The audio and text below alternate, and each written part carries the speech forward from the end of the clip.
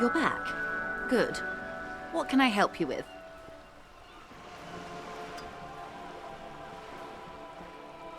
Why, yes I am.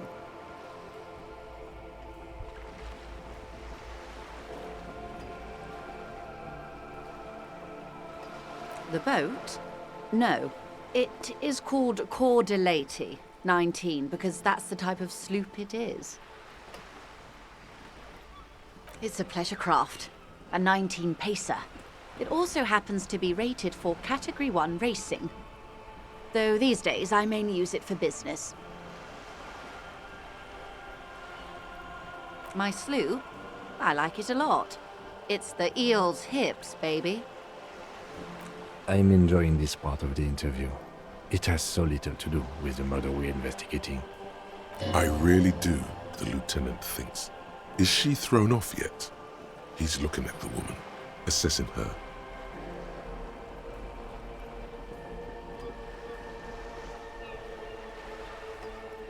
Officer, I assure you I'm a highly qualified pleasure craft operator. The crowns of her teeth are porcelain, white as the boat's hull as she smiles. Her nonchalance might be related to something called the Wayfarer Act, a law that says she doesn't need a license. Sly fox, you're not aggressive enough to harass her further on this. Of course there are. We're on an archipelago. How else are you supposed to get around?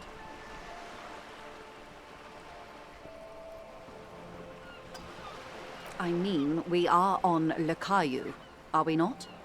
Technically, the neighboring Ozone and Fas a la Mer island groups are archipelagos, while La Caillou, by contrast, is a single fertile landmass, the fourth largest island in the world. It is not an archipelago.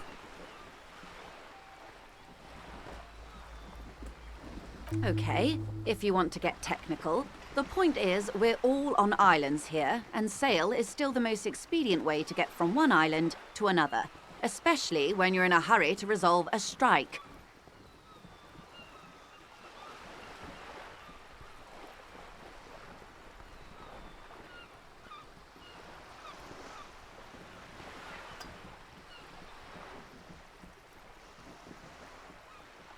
I haven't seen anyone else drive a souped-up Capri Kenema motor carriage either. Actually, that motor carriage has been specially issued to serve as a patrol and pursuit vehicle. It's for crossing long distances in the greater Ravachol industrial harbor. It's not a toy. Neither is this.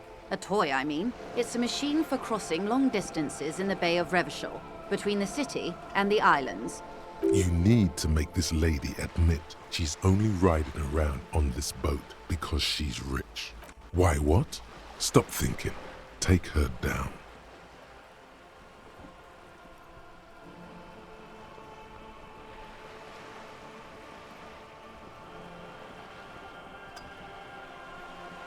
You're not? Okay then. Just keep on admiring the boat then, unburdened by envy. Good.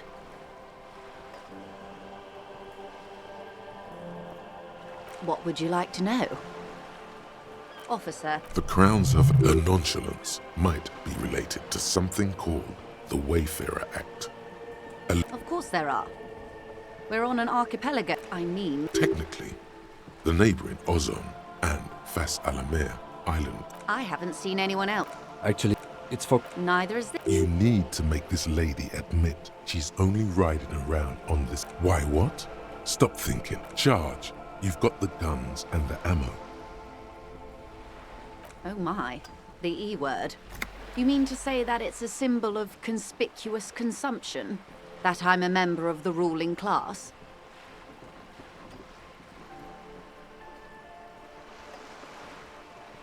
Detective, may I remind you that Mrs. Messier is a professional negotiator?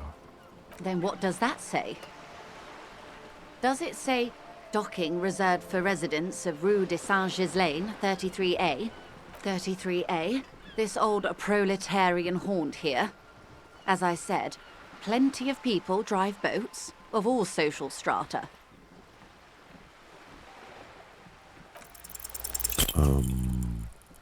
She takes a sip. Okay.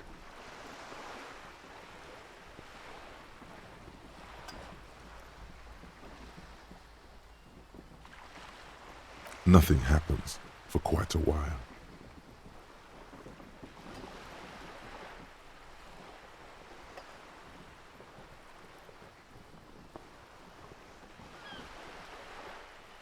It doesn't. My, it's as if there's a tiny spinner on the side of his head and he's reeling thoughts out. Except he isn't.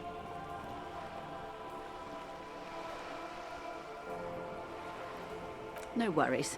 We can just go back to discussing my fast, large, interminably middle-class boat. Oh my, the E word. You mean to say that it's a symbol of conspicuous consumption? That I'm a member of the ruling class? Detective, may I... Then what does that say? 33A? This old Yes. Anyway, good. Quite a few things, I'm afraid. The information I'm to share with you includes sensitive trade secrets. For the sake of my employer, I have to ask for your names and badge numbers. Of course, ma'am. We should have introduced ourselves. I am Lieutenant Kitsuragi from Precinct 57. And this is my colleague from Precinct 41. I'm afraid he doesn't have his badge at the moment. I hope mine will suffice. How curious. Why is that, Detective? I see. So, are you saying you lost your badge during the course of this episode?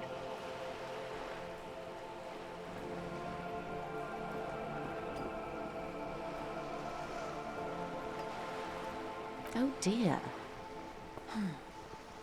I suppose this does explain some of the more curious turns in our conversation. She must have been suspecting something for a while now.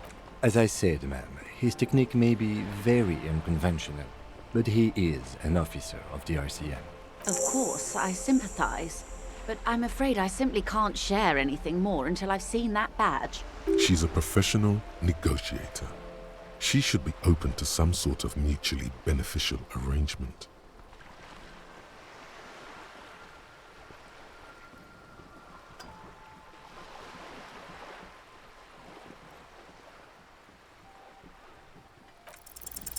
Feelings will guide the way.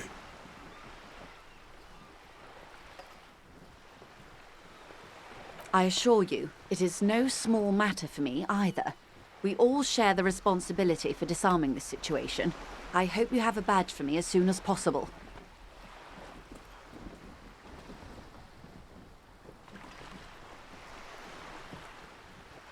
Trust me, officer, I am fully committed to resolving this impasse. This isn't some side gig for me. She's silent. The wind flaps the sail above her. Officer.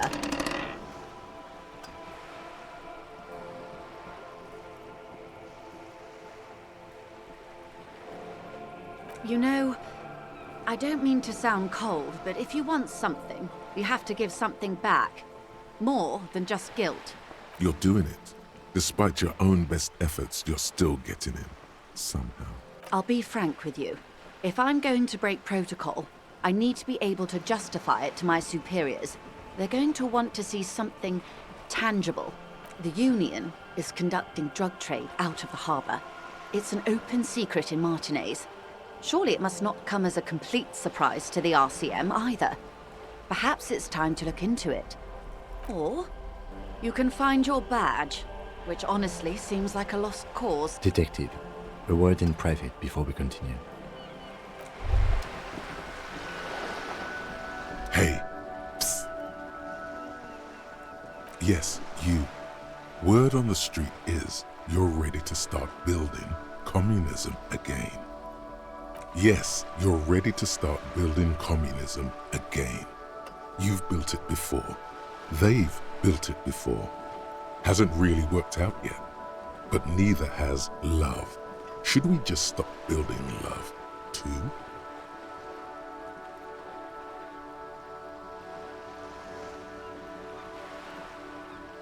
This conversation isn't really about love. Try to keep up, okay?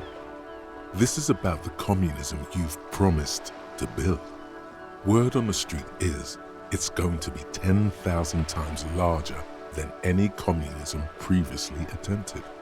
You keep saying things like, down with the bourgeoisie, eat the rich, sodomize the landowners, impale all people who have more than 25 real in their pockets, literally murder all human beings regardless of their political beliefs. That kind of stuff. Oh yes, the mask of ambivalence. Don't deny it. You're about to rip it off and reveal the monstrous seven-eyed lamb of global communism that would devour and masticate mankind. Everyone can see that. So tell me, do you have any questions before we fire up the big communism builder? Or do we get right down to it?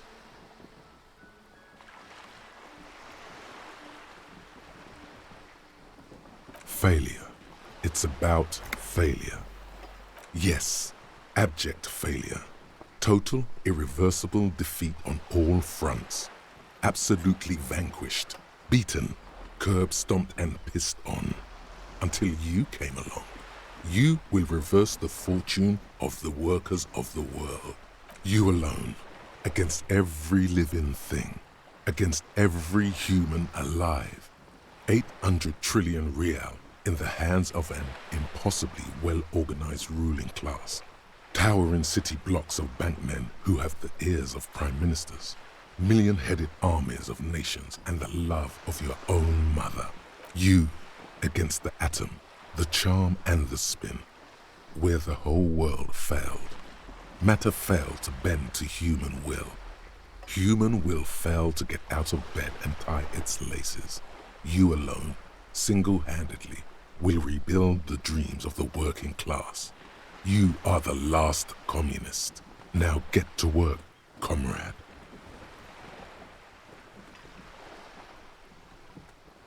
Very well.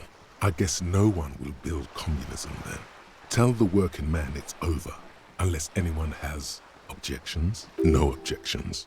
It's mathematically impossible to achieve a classless society. Everyone knows this. Did someone mention cocaine? Are we doing cocaine? No. I'm sure I heard someone say cocainism. Anyone? Anyone else? There's no one? There's no one. Okay then. Lie down and let the water carry you downstream.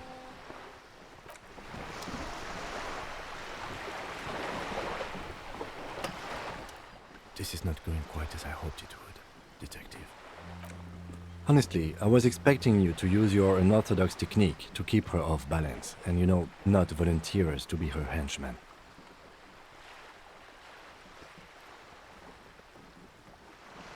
This woman is running circles around us. She might have known about your misplaced badge all along, or she's simply an adept improviser. Either way, we've played straight into her hands. Maybe this is all her plan. She might have heard about you.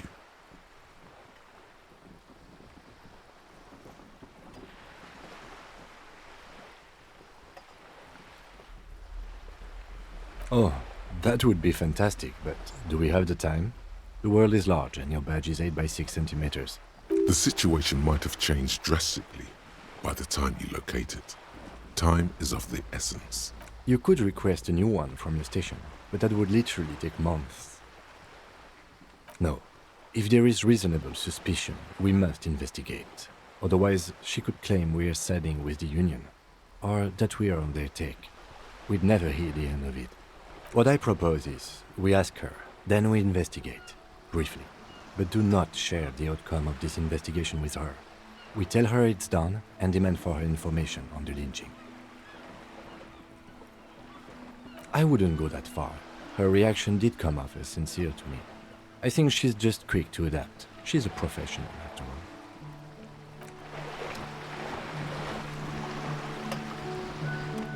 You're back. Good. What can I help you with?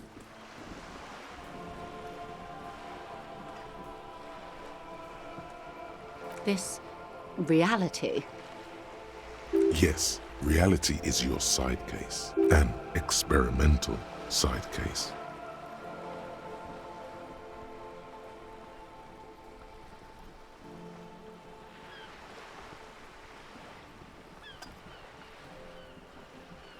Ah, yes, the episode.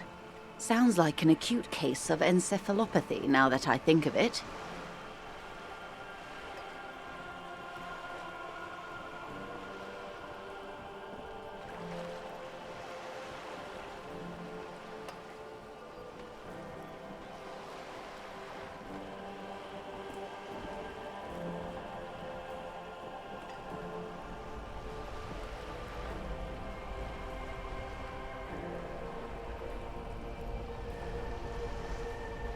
Don't be phased, madame.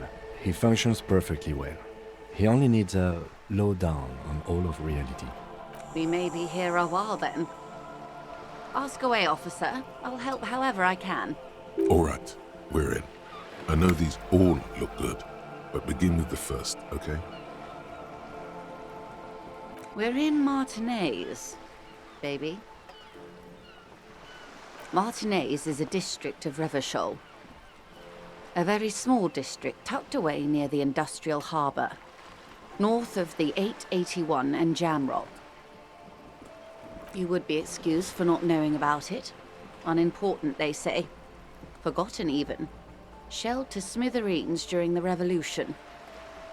It has its charms, just not this time of year.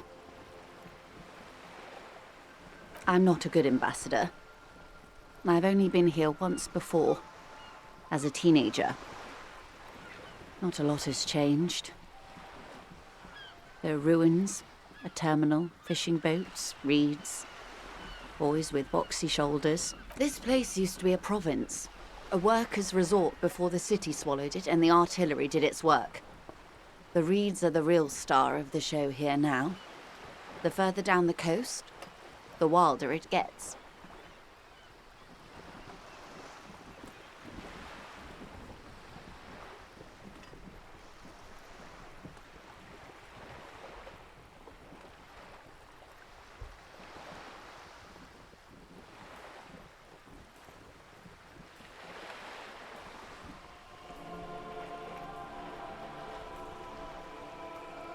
It's not really a sea, it's the Bay of Revachol.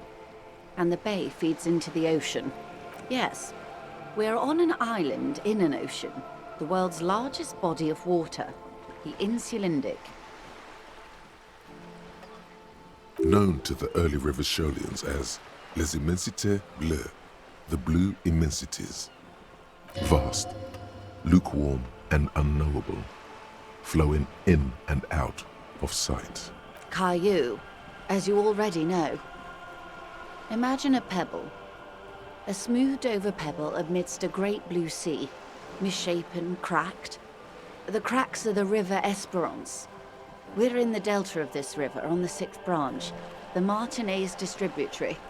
It is clear this pebble is of enormous value to her and to humanity at large.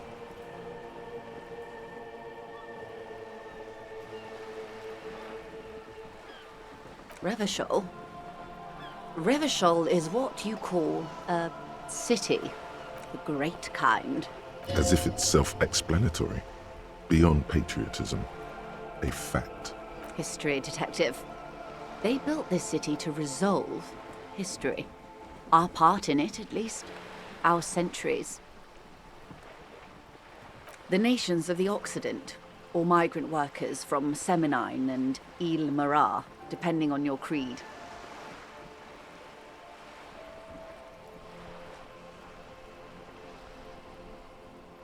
In the DeLorean century, 380 years ago.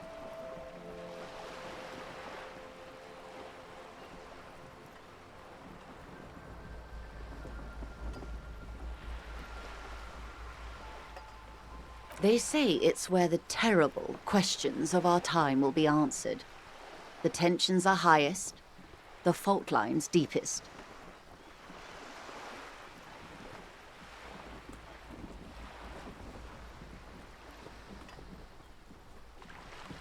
By that I mean conflicts. Ideological conflicts. The stuff of men.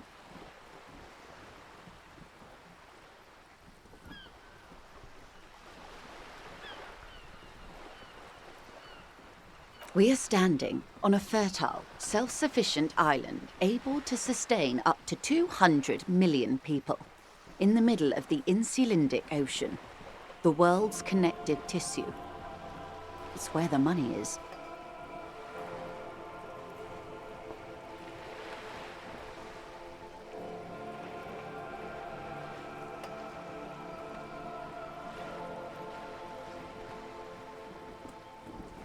We're quite a way off.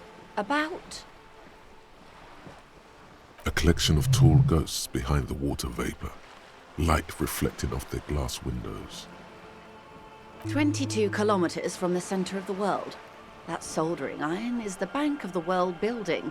The bottom floors are Insiacom.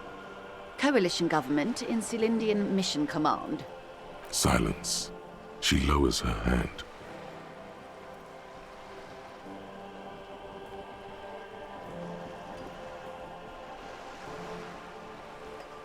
The water, the light. It's as though you're seeing it for the first time.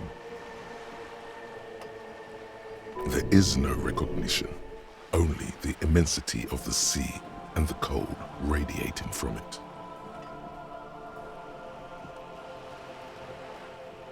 We are where we are. I have no truer answer to give, unfortunately. This is one thought you need to complete. Where are you? Was there something else you wanted to know? I remember something about a lowdown.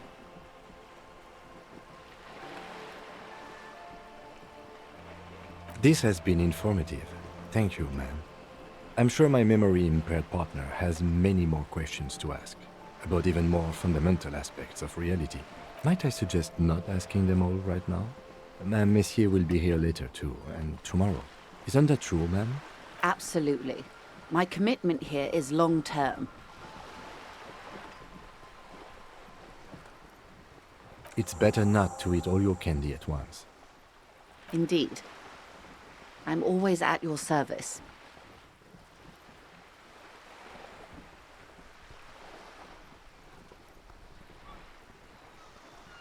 Glad to have been of assistance.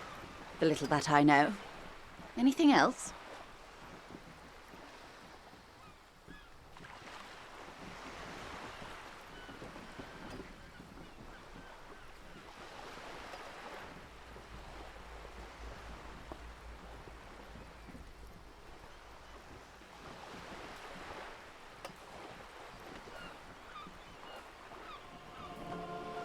It's quite straightforward.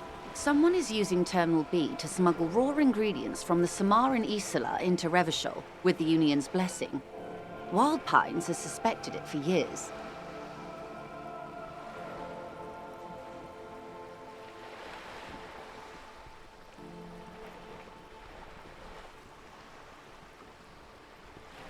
Ingredients for what, ma'am? Meth and dextroamphetamine, GBL and various synthetic psychedelics. Honestly, it might be quicker to say what you can't make from the stuff.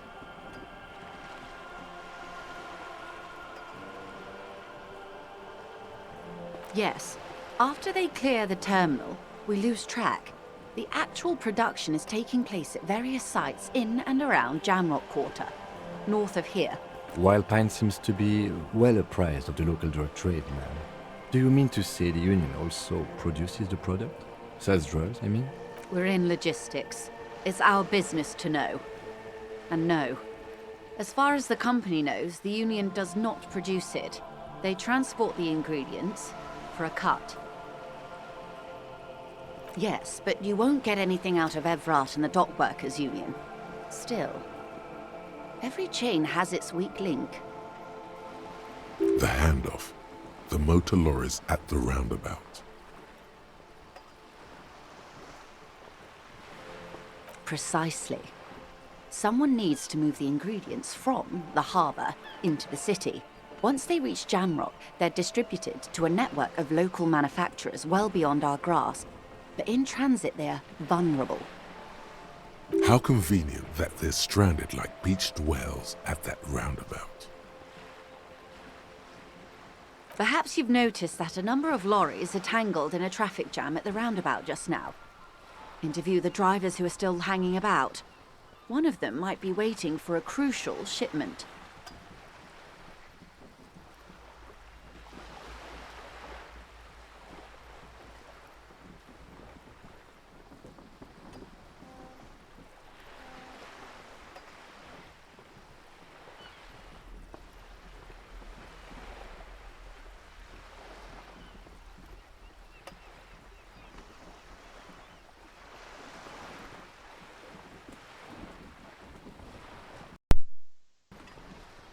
Her irises are light green, like the river Esperance in bright daylight, upstream where it's clearer.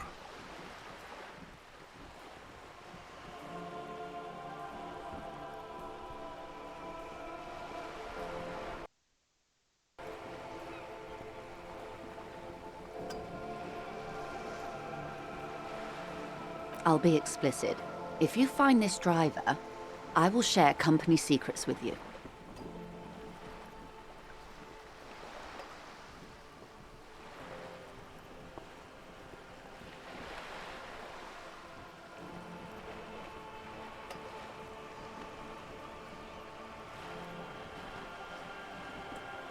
Uncovering Union secrets could also give you an upper hand when dealing with them.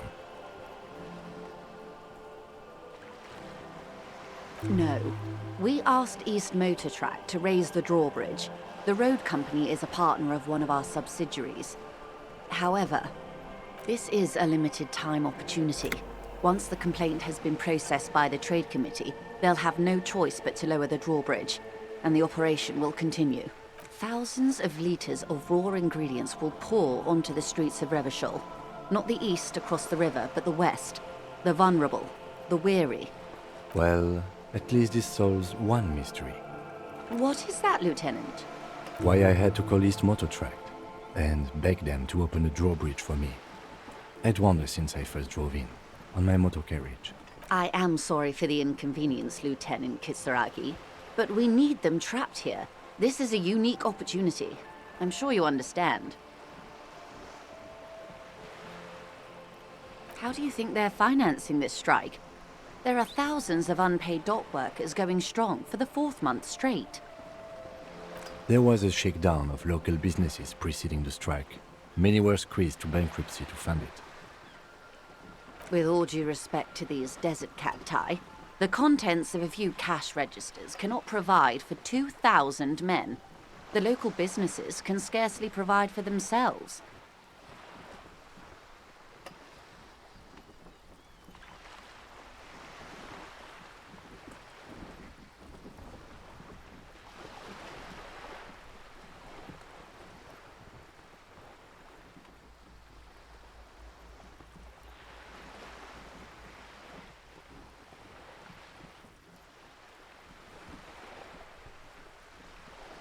Precisely.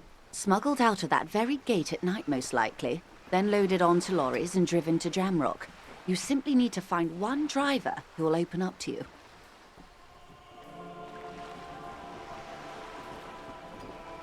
We did. On more than one occasion. Apparently, there's some sort of inter-precinct disagreement about whose jurisdiction this area falls under. We know the company has launched its own probe into the union's alleged involvement. We also know it's come up empty. It's not just the RCM. No one's been able to find any hard evidence. Well, here's your chance, officers. Yes?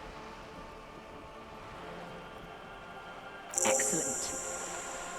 According to my reports, there are at least 3 lorry drivers lingering near the roundabout. Hopefully one of them will know something. It may come to nothing, or it may just blow the case wide open. I can keep the drawbridge up for a few more days at least. You should have the time you need. In the meantime, let me know if there's any other way I may be of assistance. Is what you want to say, but it isn't that easy, is it? Look at that lady. Take a gander. Squint your eyes, bub. A well-kempt, yet tastefully short bob of dark hair. Despite the first hints of grey, she's elected to keep it au naturel, shaped into a permanent wave, late 40s style, while dull orange pearls hang from her earlobes, red from the cold. Her light green eyes scan you, full of knowledge and worry, wealth and all its possibilities. These are the kind eyes of the rich man that seem to say everything is possible, within reason. Now look at you, you misery-clad simian, barely able to tie your own laces. Your armpits are lakes, a scythe of booze precedes you. Your hair sticks to your forehead and your underwear feels uncomfortable. You're poor, poor as balls. You can't ask this person for money. You're too.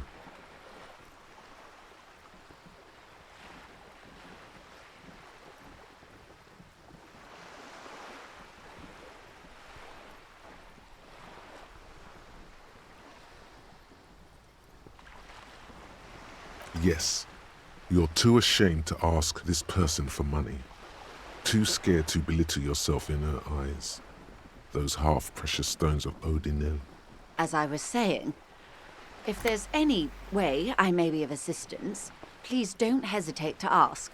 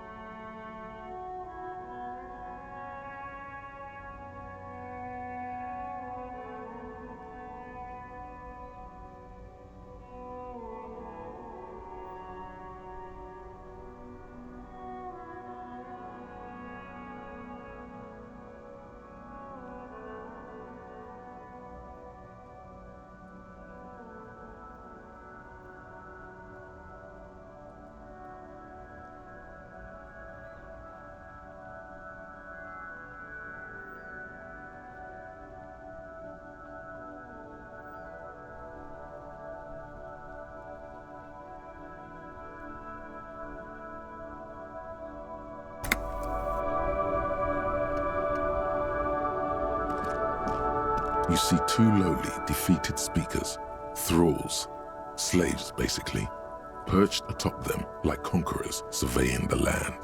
A pair of found, durable wear sneakers, Ultra series. I can see you've a taste for luxury, officer. Can't keep your eyes off those sneakers?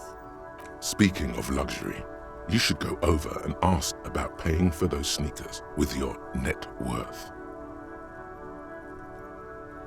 A pair of found Ultras. The design is impossibly sleek and simple. A futuristic silhouette with a sleek monochrome colorway, a jet black upper, and a silver-lined midsole. Those sneakers, mister. Those sneakers are the latest found sneakers. Super air, super fine, super cool. Only 50 Riyal. Only? That's madness. Found Ultra. Wear the future. You remember the slogan from some magazine? These once respectable speakers have been conquered, reduced to a mere prop by the indomitable found Ultras atop them. A small heat emboss on the veneer reads, "Solidarity aid from the People's Republic of Samara." The speakers themselves don't seem to display any magical qualities. No, don't look at the speakers, officer. Look at the sneakers. The sneakers are the stars here.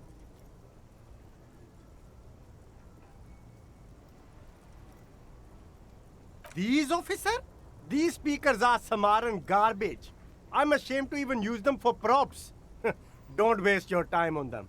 Samaran trash? That sounds like they're from the Samaran People's Republic, produced under the dictatorship of the proletariat. No way, officer! These aren't for sale. They're bad speakers. Low-fi socialist junk.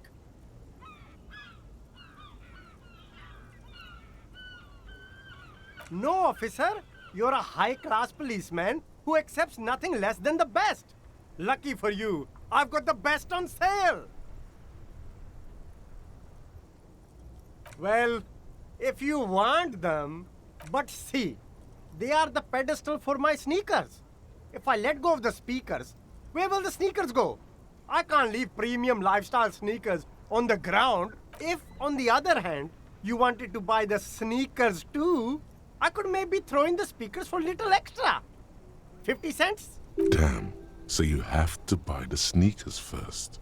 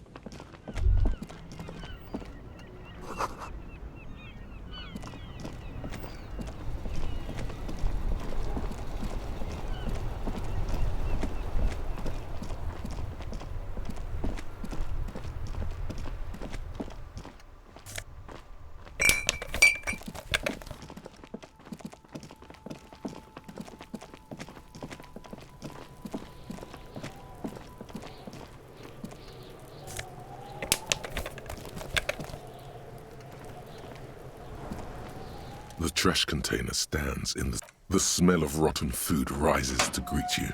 You see soggy cartons, dirty rags, and organic waste. The container sounds a muffled gong.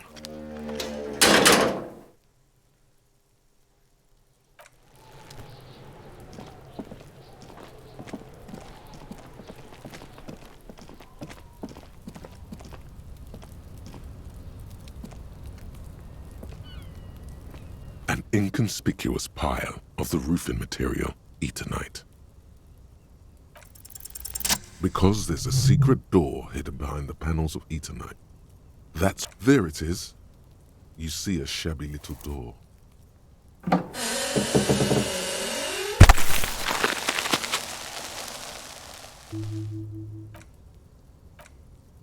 What is this then? A tool shed? Let's investigate.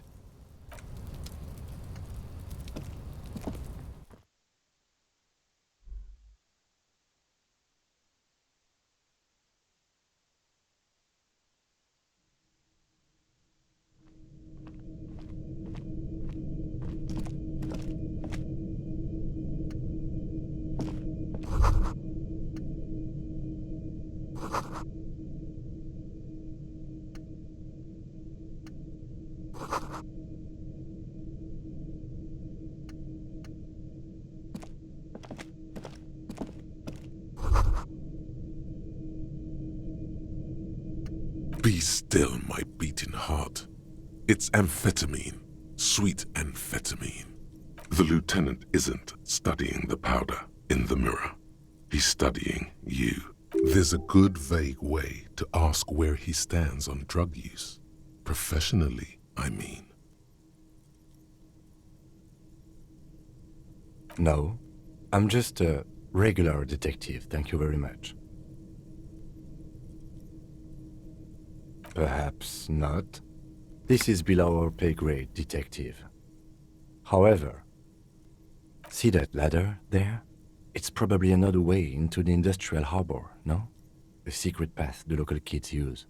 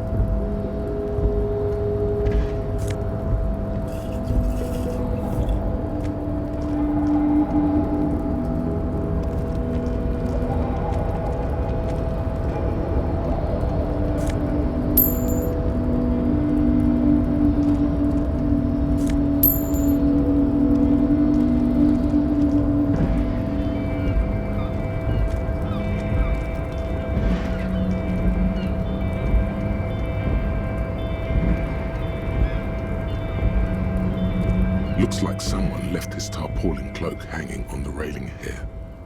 When the wind ruffles the cloak, you can most definitely see a white rectangle on its back. Yes, it's probably yours. It bears the RCM insignia, and you have a habit of being careless with your equipment. You could probably make the jump. You look like you've done some track and field in your day. The wind is aggressive up here. The lieutenant looks at the enormous crane towering in the distance over the container yard. Then he turns back to the sad piece of fabric flapping in the wind.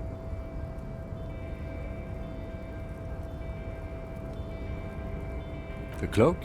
I do think it's yours, yes. As to whether you should go for it?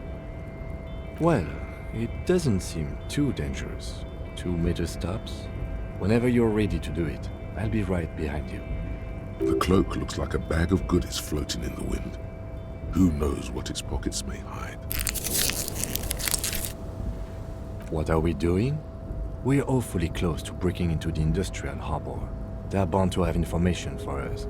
I thought that was our intention. Or it could be that we are just exploring.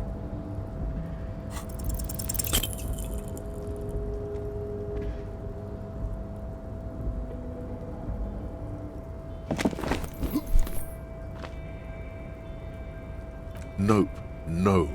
That's still too high. What were you thinking? You're not a gymnast. You're a boxer. And you've climbed way too high up there. You could have died there. Shit. I'm failing you. This wasn't part of our deal. Hey! What happened?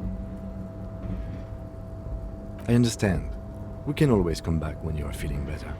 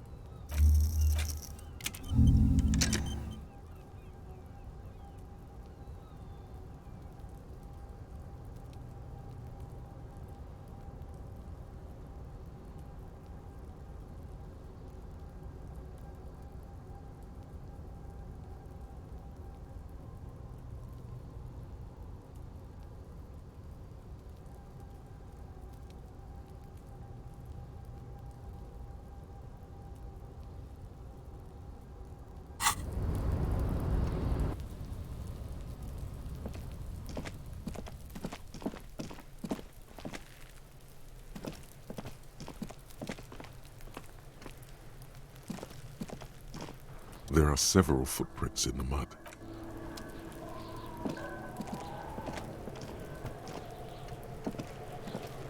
Fuck does Kuno care?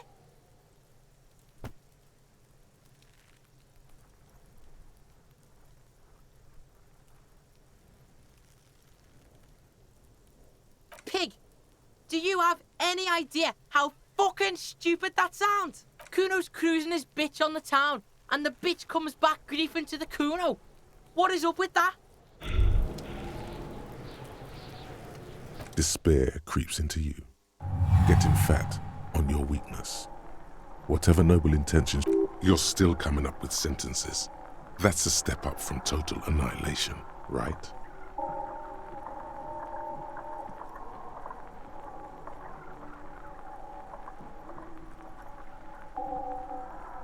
Yes, it can be difficult to be on the receiving end of so much distrust and outright hatred. Nothing you can say would make you feel any better now. Cop gives up the detective genre for social realism. Another police officer resigned from the RCM following a nervous breakdown. He now lives under a bridge, drinking and occasionally throwing excrement at passers-by, shouting, I never loved that woman. When asked to comment, former colleagues objected to the theory that his psychological disintegration was precipitated by his wife leaving him. It's because the Furrows lost that match, said Captain Ptolemy Price, once the man's superior officer. It's because he couldn't get a big gun from acquisitions, and anyway, police work really burns you out after a while, Satellite Officer Jean-Vic Mayer, the deranged former cop's partner, commented. Sergeant Mac Torson, another former colleague, did not propose any theories, merely saying, whatever happened to him wasn't about birds.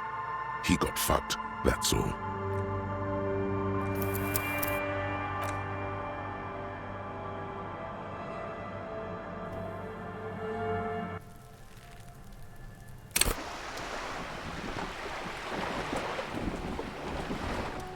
You're back.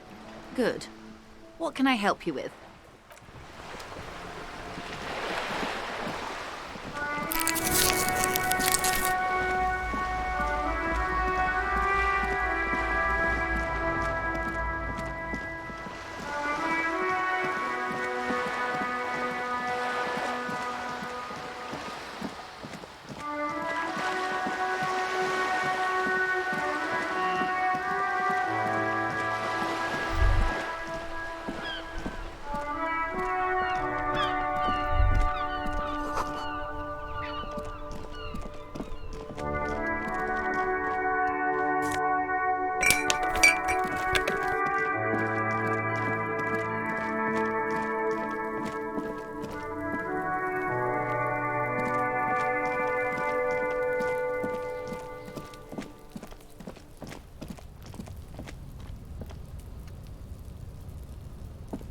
An inconspicuous pile of the roofing material, because there it is.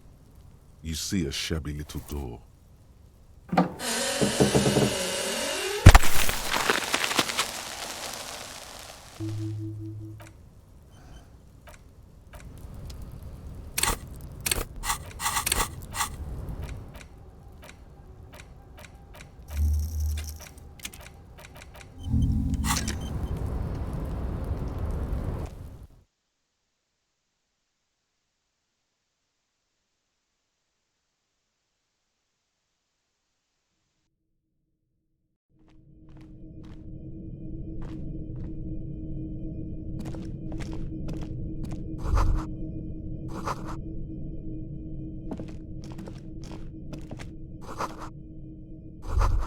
Be still, the lieutenant. There's a good vague way to ask where he... Perhaps not. See that?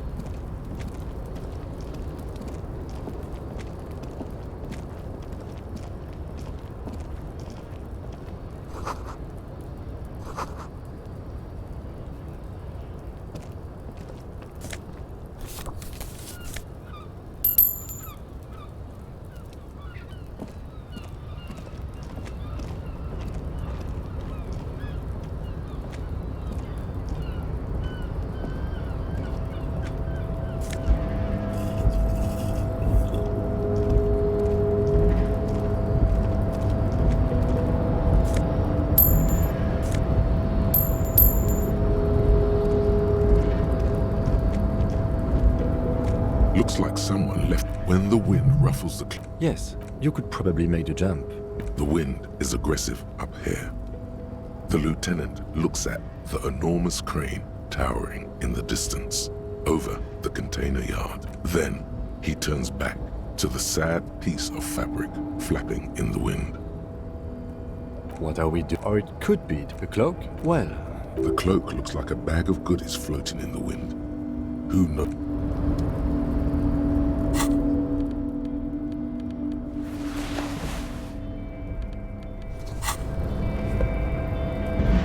appalling cloak with possible RCM markings.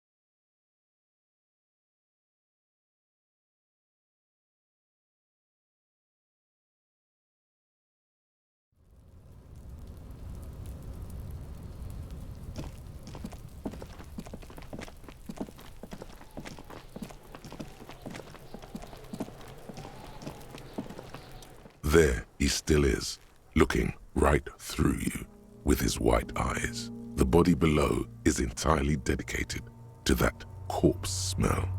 Emitting it is all it does now. As you breathe in, the odor comes over you. It's a smell of the mind telling you to run, and your stomach to wring itself empty.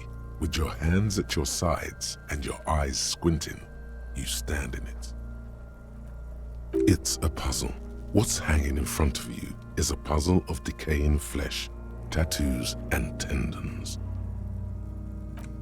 They do after 7 days, yes. We are deep in decomposition here.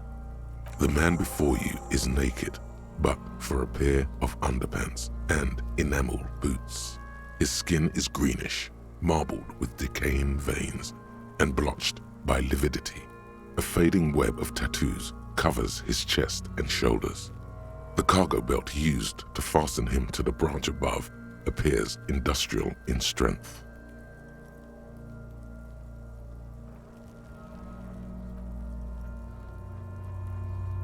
The material appears to be ceramic. Its clean white stands in stark contrast to the decaying flesh above the knee. The man wore thick polymer socks, probably for padding. A fine array of interlocking plates covers them. Delicate and fragile, they feel alien to the world around you, out of place somehow. These are clearly not boots. They're armor, possibly part of a larger set. Indeed. Technically speaking, these are sabatons, not boots. Oh, the lieutenant uses a memo technique A6. That's not just any notebook, it's a classic.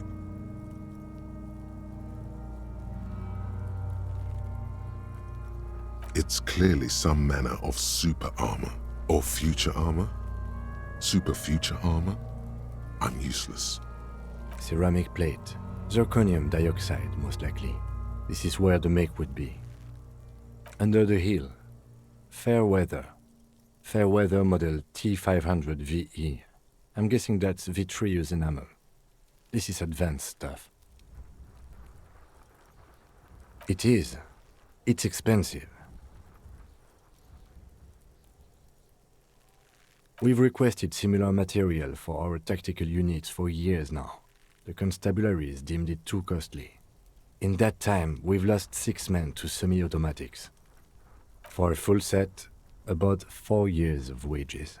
For the northwest region of Revachol, an officer's average yearly income is 5,500 rial, unadjusted for rank.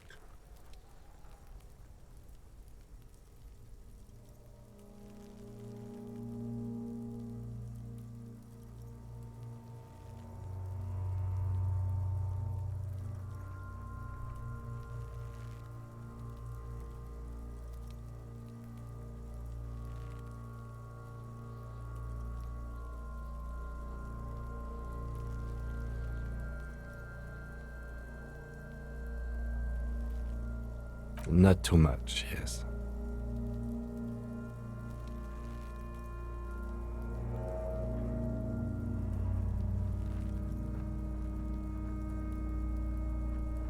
It's a sorry situation, I agree.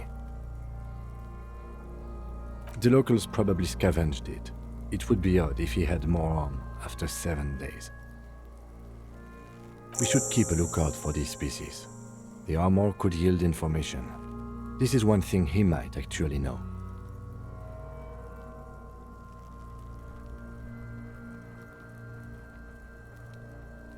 No, I think he had something precious underneath the clothes.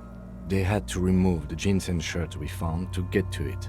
And this kind of armor is often worn under fabrics. Nice. That makes sense.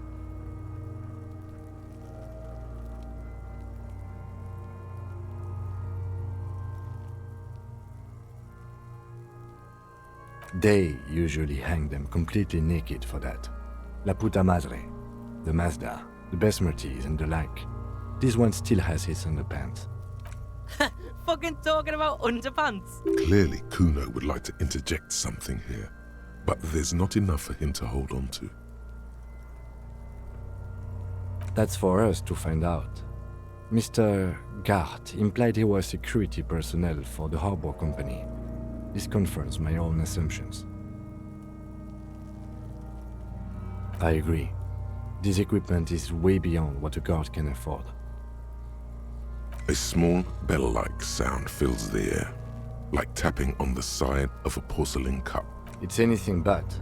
This material is a kinetic redistributor. It spreads kinetic energy horizontally, from plate to plate, dissipating it entirely. See? Faint, organic lines cover the plates where they separate into smaller ones. These plates then divide into smaller plates until there are hundreds of them altogether.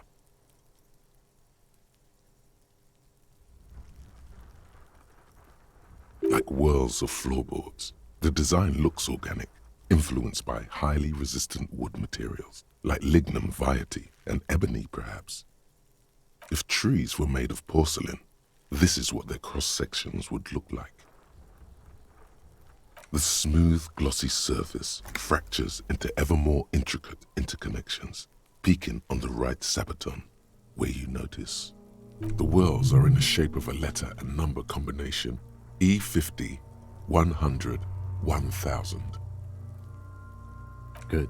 Can you read it to me? X5415 6745 678222. We have a make and a number. That's something.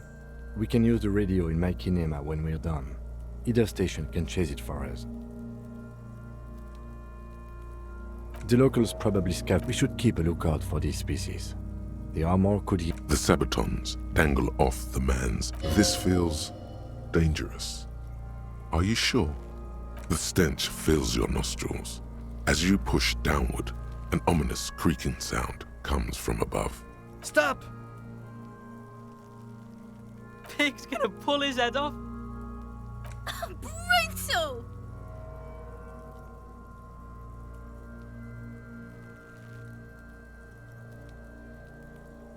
What's wrong with you, asshole? Why is he letting go, Kuno? I don't know, baby. I don't know why he's such a... Officer, if I may ask, what were you trying to achieve by pulling on the deceased foot?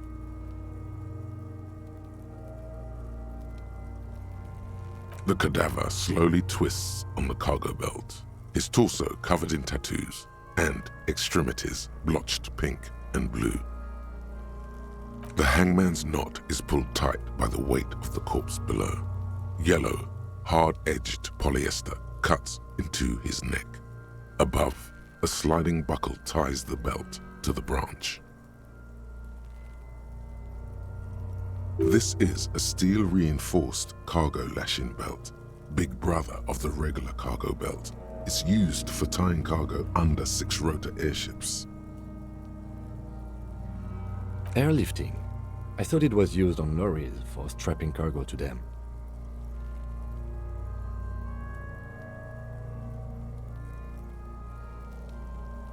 The local harbor uses 6 rotors to shuffle containers around. I get the sense they use whatever was on hand without paying much attention to not incriminating themselves.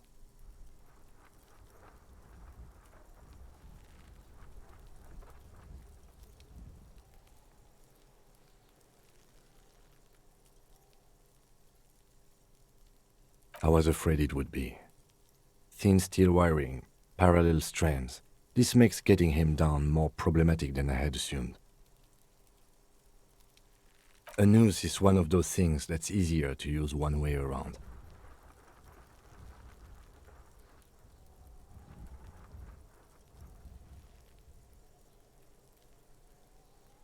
That ladder can't carry a grown man. I didn't see any splintering either, did you? I think they lassoed the branch, then pulled on the belt to close the buckle. Could be. The shape of the branch supports the theory. The brief suggested as much, politically motivated by the ongoing strike. Did you not get a briefing?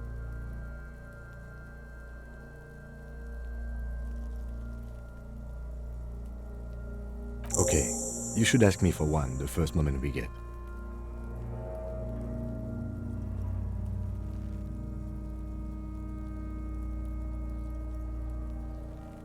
The cadaver hangs from the cargo belt, limbs limp and torso covered in tattoos. An intricate web of blue lines stretches across the torso, from the right shoulder to the solar plexus.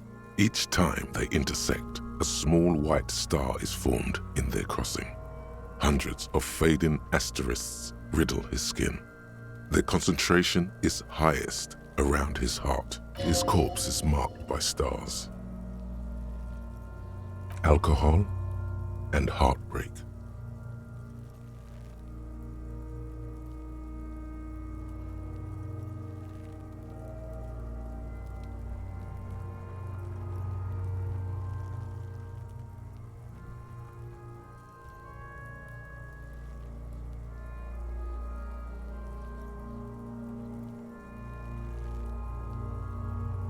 I have only a cursive knowledge of the science of cybernetics. I would not know if it were.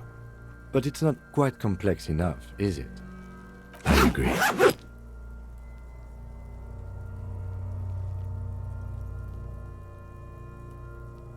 He wears a wide leather belt around his waist and a gun holster under his arm.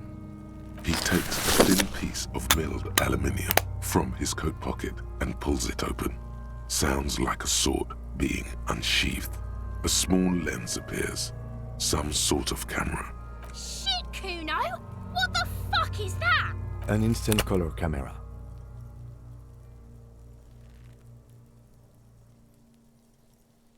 I have only 2 ampoules, so nobody move. I don't want to waste one. A sound, a shrill flash, followed by the breaking of a small ampoule of glass. You see streams of color pour onto the thick, glossy piece of paper, rolling out. In case we need it.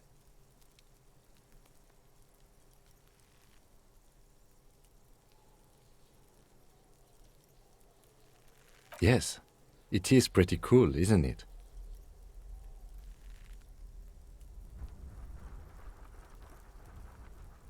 It contains insight to the victim's person. By his build, I'd say this was a man of physical violence. The story he wanted his body to tell was important to him. It is his letter, to us. Someone should decipher it. We'll need to show it around.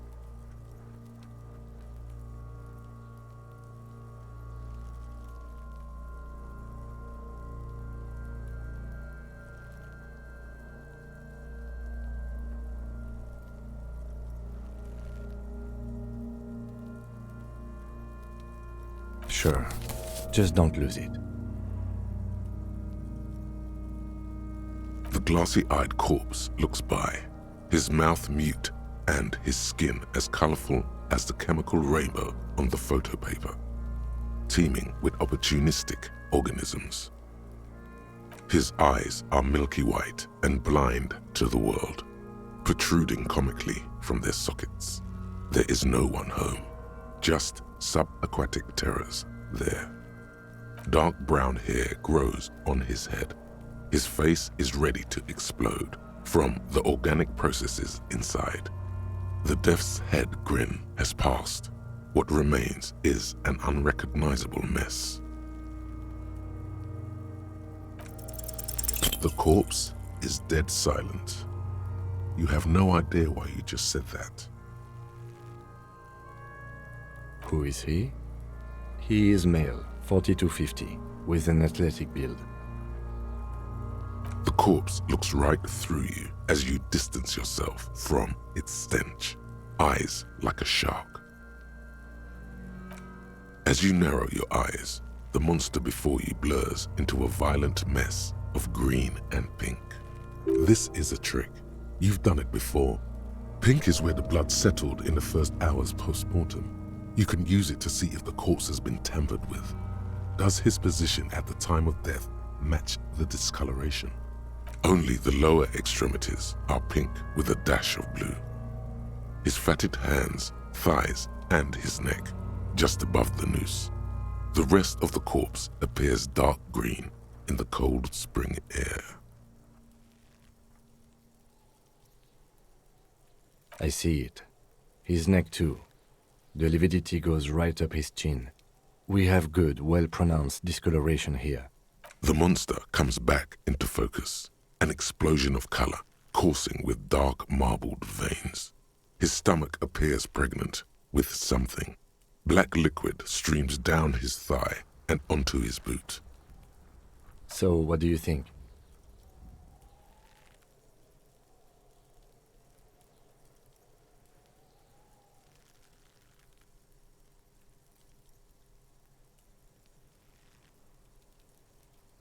I do. Most of them are post-mortem. Maybe even all of them. The delinquents have made our jobs harder with their little sport. Stop talking in riddles, coin slot. He means you fucked him up good, Kuno. Fucked him up brutal like.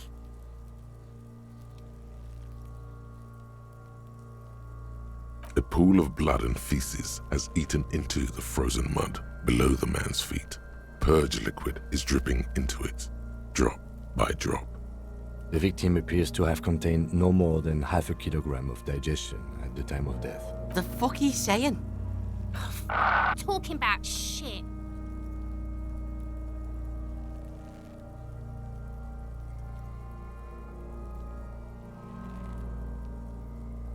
Maybe.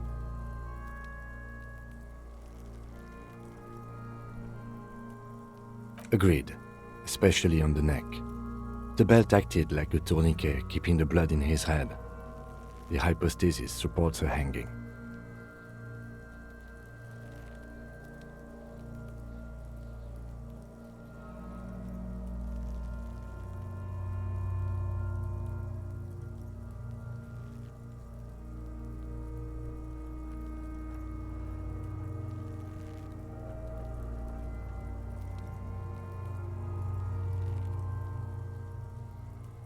Yes, there's always a chance we are wrong.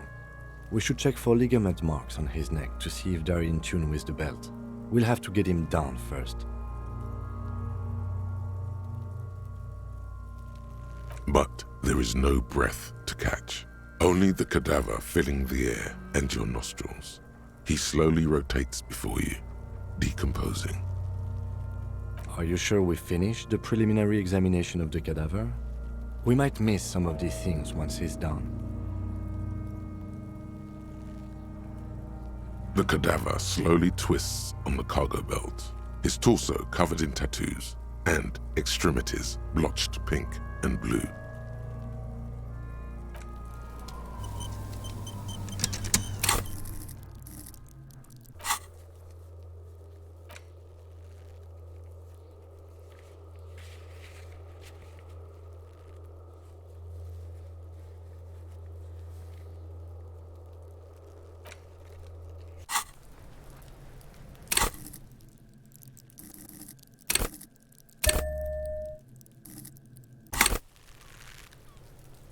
The man before you is naked, but for a pair of under... I'm gone.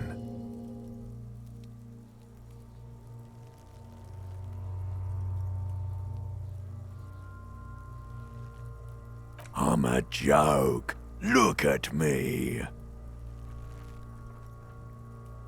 A killer. A motherfucker. And a killer. Go ahead, Kobo. What do you mean? It's the power of your imagination. Go ahead. I'm a joke. Look at me. Killer. Go ahead into the wild pale yonder. In the past. Way out west. Because you're a copperoony. Look at all of them go. Do you want more questions? Coming right up, copperoony Rooney. This is getting upbeat now. Love did me in, brother Copo. It was love all along. Fuck no, you're no Rooney. Between you and me, your name is probably Harry.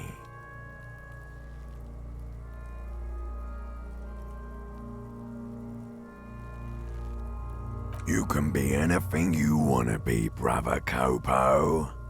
Because you have. Sure, Lobo. I can ask you a question. Why are you doing this? Looking at my face, motionless. Looking into my eyes, standing here. Why are you investigating my murder? I'm all you have? Then you truly lost it all, brother. You let the world drag it all away from you, and what it left, you pissed away. And here we are. Do I remind you of someone? A child born with Muller's disease, harlequinism, grown up miraculously.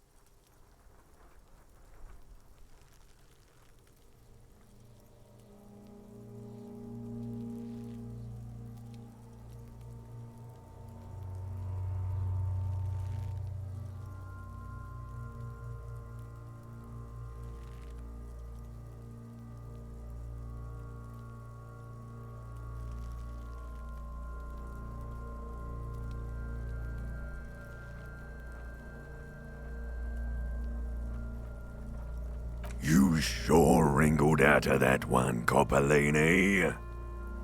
Come back later, Coppo. Amuse yourself with my frank manners and my memento mori features, if possible. Also, see me in your dreams.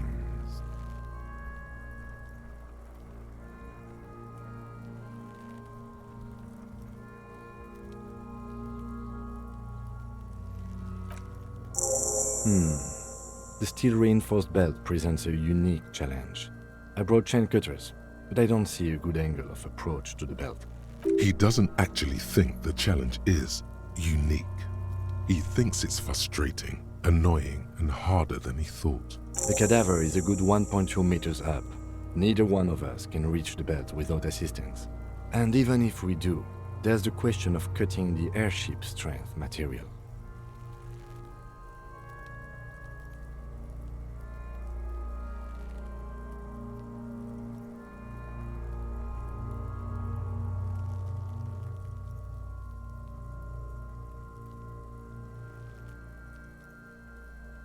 Yeah! Bang bang time, pig! Shoot his head off!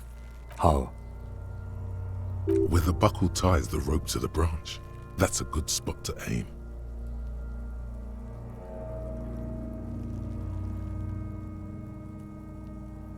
Where?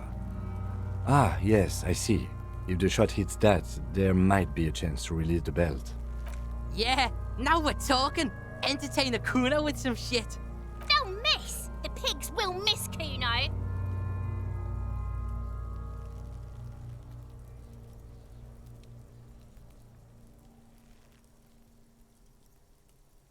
Silence.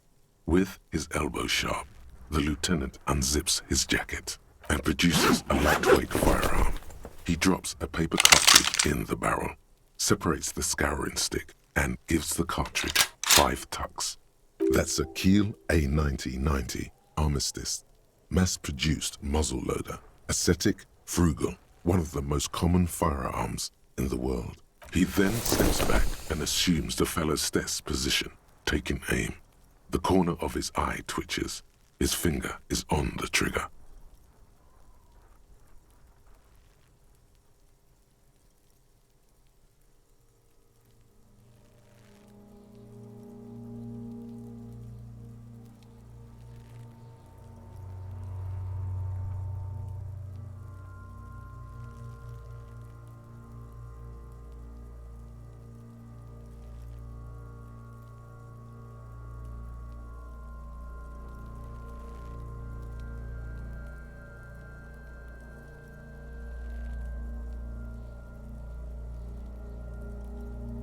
He's gonna fucking miss! The chief's voice is drowned in a shrill blast that echoes off the walls of the surrounding tenements. A cloud of smoke slowly parts in the air as the lieutenant steps back and says to himself, God damn it. Fucking idiot! Mookaba asshole! Kuno could have hit it easy, but then Kuno's not fucking handicapped, is he?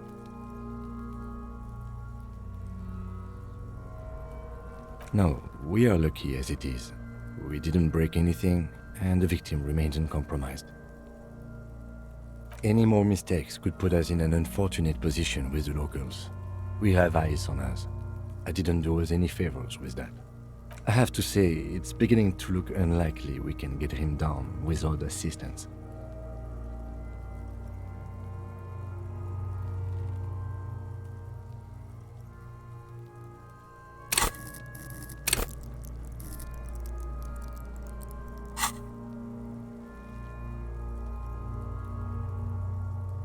Someone else?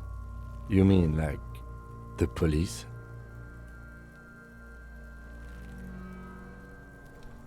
Someone like a paid garbage man?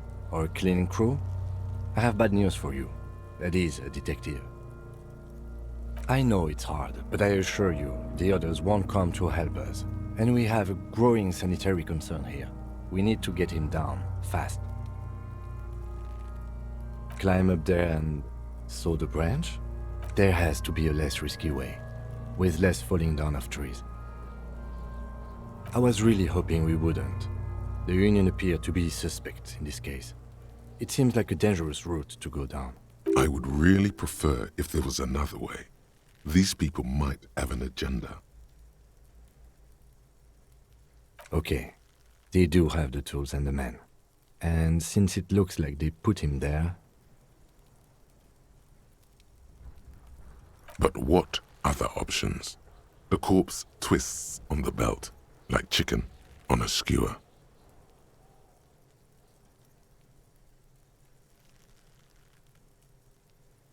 It's bad as it is. Us shooting firearms like punk. Go ahead, I'm not stopping you. Just don't lose it. They only have one gun! This is the sorriest pair of pigs Kuno's ever seen. Yeah, take it, you fucking banana boyka! Take it and shoot yourself in the mouth! The cold piece of bakelite and gunmetal is surprisingly light. Your fingers fit right through the guard, instinctively resting on the trigger. The fuck are you waiting for, Kuno? Tell him to shoot himself in the mouth!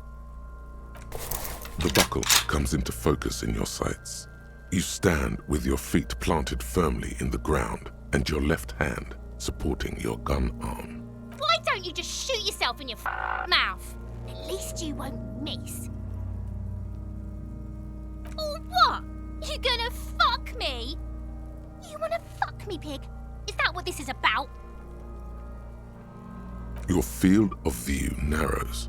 The branch slowly moves, becoming entirely two-dimensional. The metal buckle glimmers, catching the noon light as the corpse slowly rotates.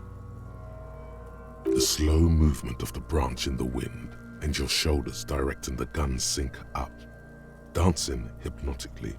Look, he's crying. You gonna cry now, fucking faggoty?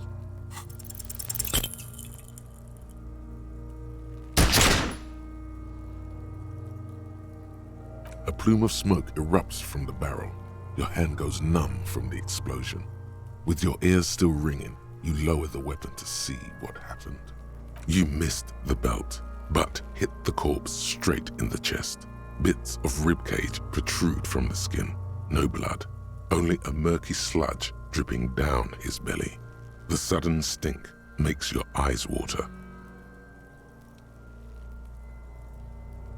Oh my god, he's gonna fucking cry! I knew it! What a mulko!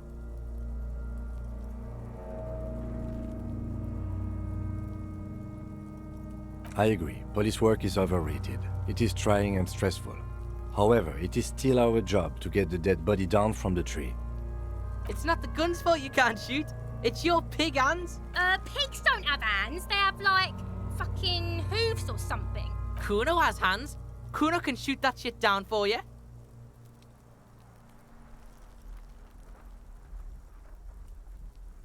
That's preposterous! What are you, a fucking earl? We still need to get him down somehow. The bad way. The way I didn't want us to. By asking the harbor for help. They have the tools and the men.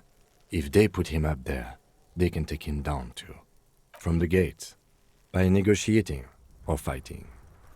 Or we can try the secret route we found, where your cloak is. It looked doable.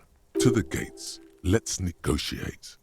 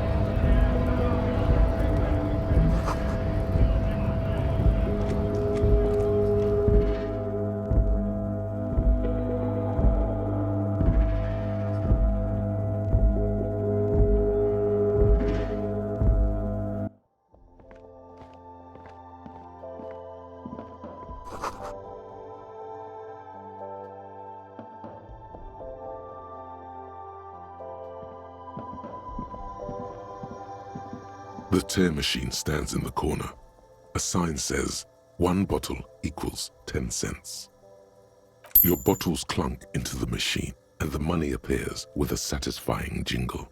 You're a richer man now. Do you know what you should do with that money, kiddo?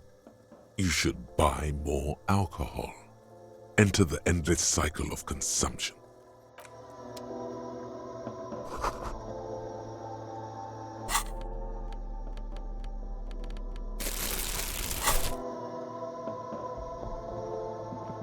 A small cabinet on the wall is filled with various medicine bottles, nasal sprays, and blister packs. They all bear the Saint Baptiste Pharmaceutics logo. Their logo is the bloodless rose, pure white, untouched by harm. Just ask me if you need anything from Saint Baptiste. We don't stock prescription meds, but we do have Nosafed, Duramine, Magnesium, and Hypnogamma.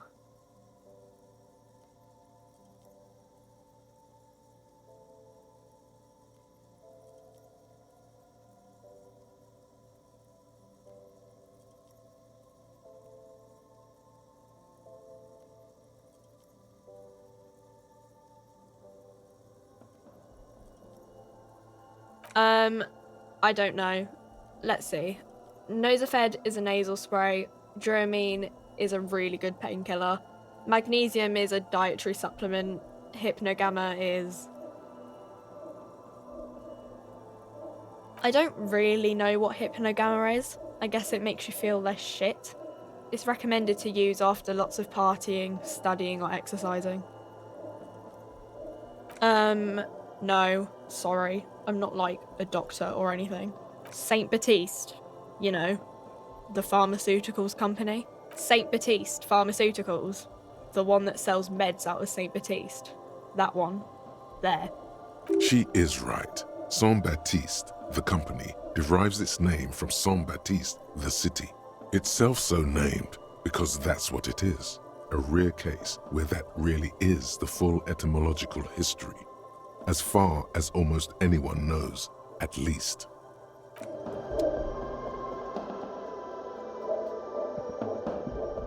A colorful display of cigarettes and alcohol bottles line the shop wall, inviting you closer. The bottles wink at you in the light. The smokes too glitter in their wrapping. It's like looking into a kind of heaven. Your knees are weak. There, in that dark green glass, all in vain. The great flowing river of warmth, wine, alcohol, beer, alcohol, love, alcohol. Sure. If you want something, I can get it for you. Just let me know and pay and stuff. But I'm obliged to inform you that both alcohol and cigarettes damage your health. But I guess you already know that.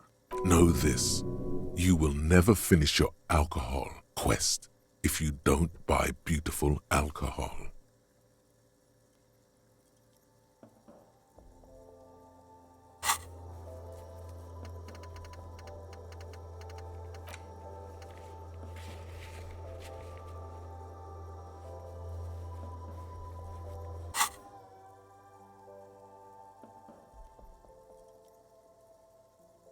No, Frit only sells legal drugs, like the law says. The pale aged vodka is special, I guess. It's stored in pale for a couple of years, which makes it super expensive and super strong. You know. Don't worry your pretty little head about it. Let's concentrate on what's important here.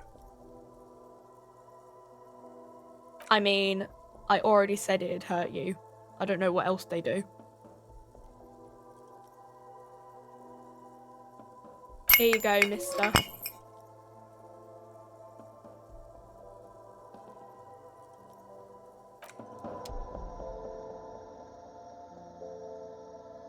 Welcome to Frit. Feel free to look around or something. Everything is out on the shelves. What's that magazine she's reading? You mean this?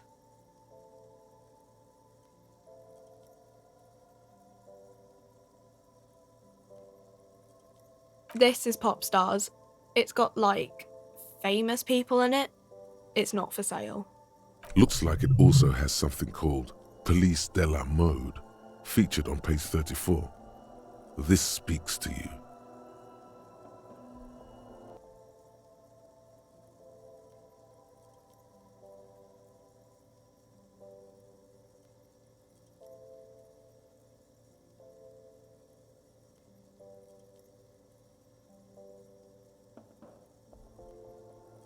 She pops her raspberry-flavored bubblegum and nods. The lieutenant frowns at you before turning to the clerk with an apologetic half-smile. You mean this? This is Pop Stars. It's got... Looks like it also has something called Police... It's where they rate different outfits famous people wear. It's kind of funny. They're kind of mean. It's about who's the most stylish.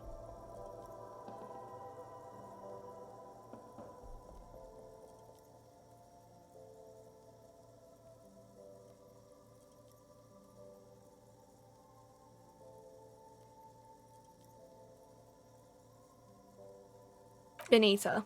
She's a model. Usually it's a model. Or a singer-songwriter. Or a model. We are not the fashion police. We're the real police. Okay. I'm not really supposed to be chatting to anyone, but... I don't really know anything. I mean, I know it's there, but I haven't seen it, so... Not really. No. I didn't know him at all. I don't know, really... long?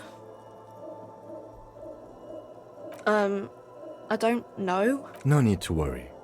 It's just standard procedure for us to ask around.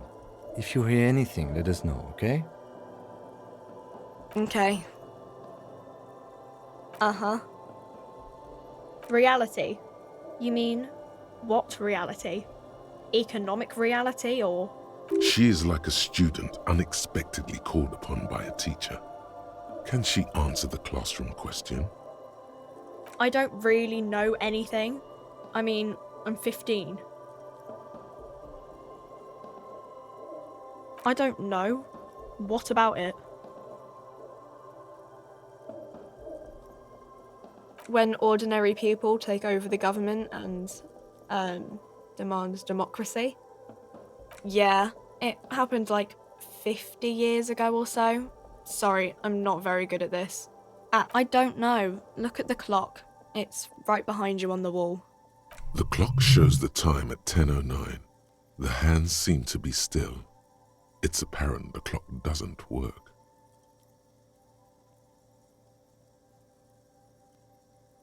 Our government? Or do you mean something else? Sorry, I really need to finish this article. We're in for it? As mankind, or as a nation, or... What will her essay prompt be? in a good place? I mean, science is doing great, and this radio computer thing seems to be kinda big. I don't know. Cool.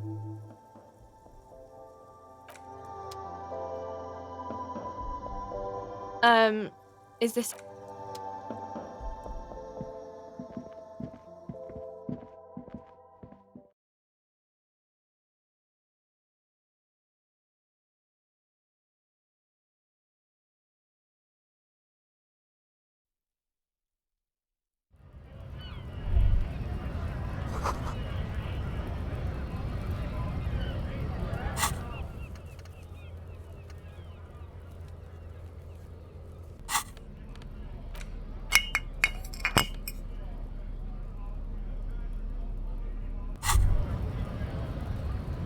Well, hello. Someone seems to have found himself a bottle of alcohol. Here's where the magic happens. What a solid can of mass-produced piss water. Well over 10% alcohol in this so-called beer.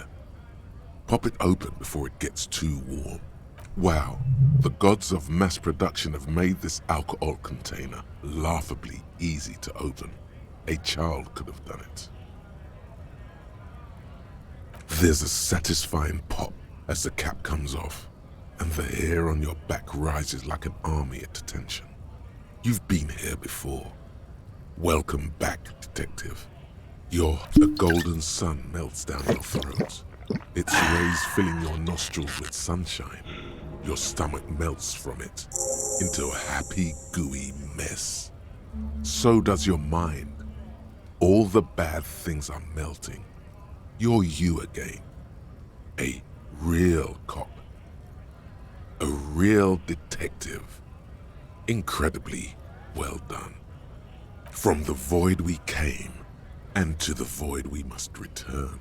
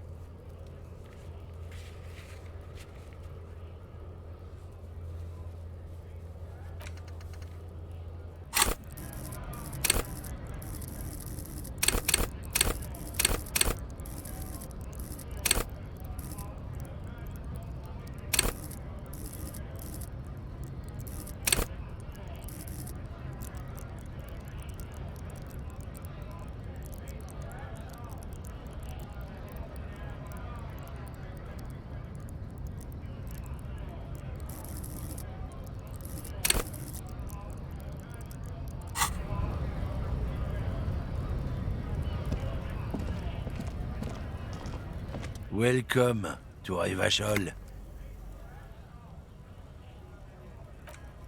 Don't you welcome to Revachol me. My grandfather came here from a 3,000-year-old racist isolationist culture, while your ancestors came to this island a mere 300 years ago. Every school of thought and government has failed in the city, but I love it nonetheless. It belongs to me as much as it belongs to you. It's men like you who keep Revachol divided, making it that much harder for everyone to climb out of this post-war limbo. What he means is, fixation on the Revacholian nation makes it harder for Revachol to actually attain self-determination.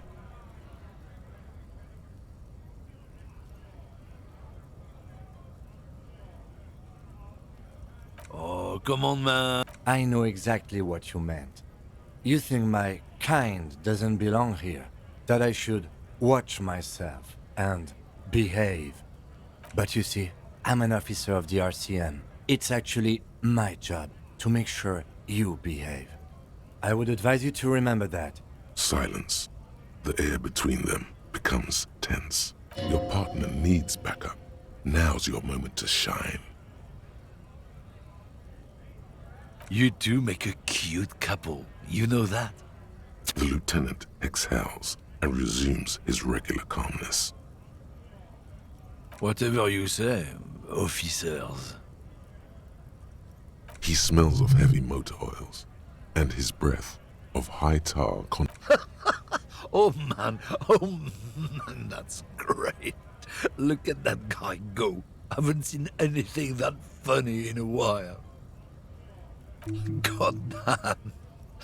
Thanks for that, but no, it's not mine. He doesn't live in Martinez.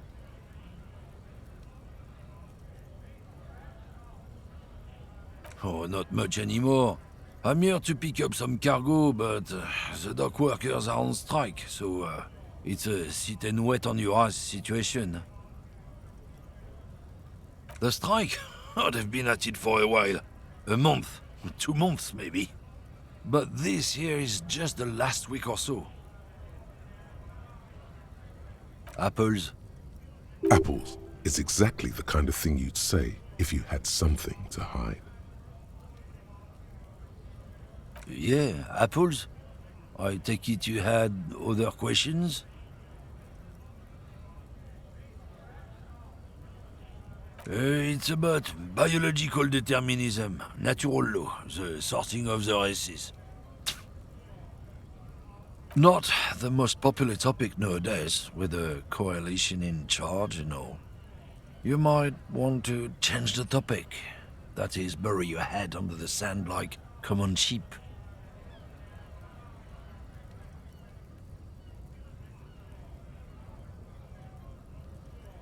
I'm not just racist. Look, I've read books, huh? The science of racial theory has all been proved, even if some people don't want to accept it. People who've studied these things say that you and me are superior by design. So, naturally, we Occidentals should be in charge. Obviously, you can see the merits in that.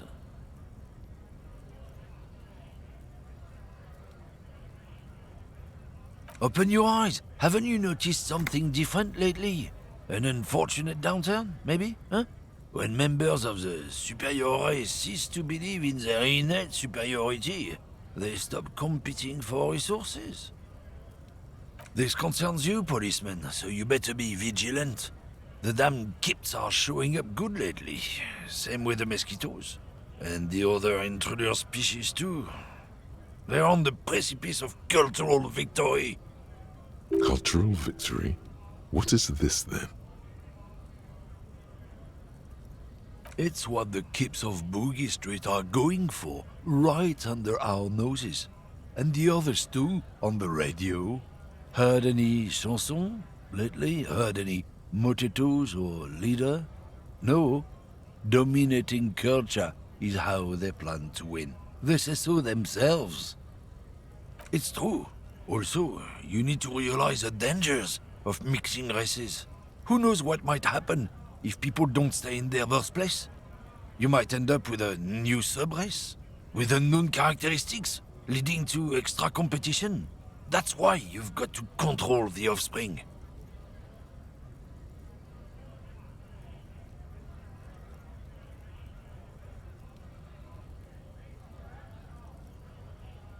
Go right ahead.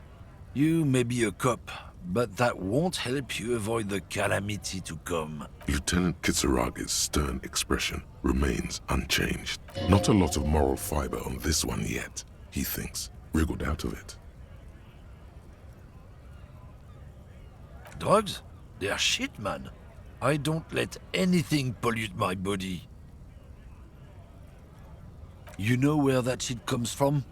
Sarah Miriza, Safre, Ilmara. They take the money from our local junkies here and then use it to outcompete us in the manufacturing sector. They know they can't beat us in a fair fight, so they have to get us to weaken ourselves somehow. It's racial sabotage, racial economic sabotage. He eyes you warily, unsure how to respond. This goes on for about 2 seconds. Then, I don't know shit. And if I did, I wouldn't tell you. What do you think? I can't leave the lorry unguarded. Stuff's been getting looted lately. It's those little kips sneaking around at night.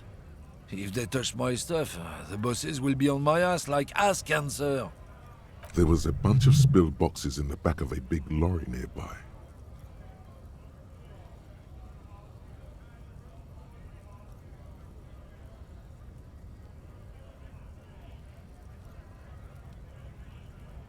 The man pulls on his cigarette furiously, probably still thinking about mosquitoes and ass cancer.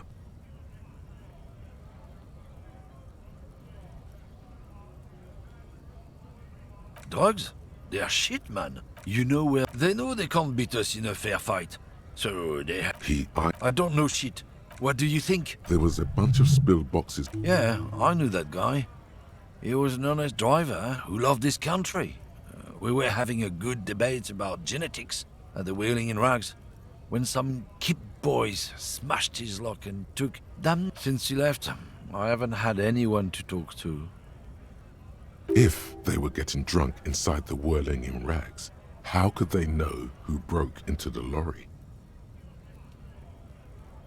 What? Aren't we allowed to say that he's a kips who do all the stealing around here? That's not road to science, man. Isn't it obvious? Fucking Sealang, that beady-eyed South Samaran. His little side business is a scam. I wouldn't be surprised if he was peddling drugs as well. He's a Samaran guy who likes to pretend he's some kind of businessman. Really, he's just selling his employer stuff. Stuff he stole after he broke the seals on his Humanox lorry. Just follow the smell. It smells like apricot and oil when you're nearby. Yes, yes. Where is he? Looks like I offended your partner there. Too bad. Sealang's usually a little bit south of here, near the canal. You can't miss him. Just watch yourselves. His tribe are natural liars. It's in their blood. He's your man, all right. 100%. I wouldn't be so sure about it. Not until we've heard what Sealang himself has to say. Guess so.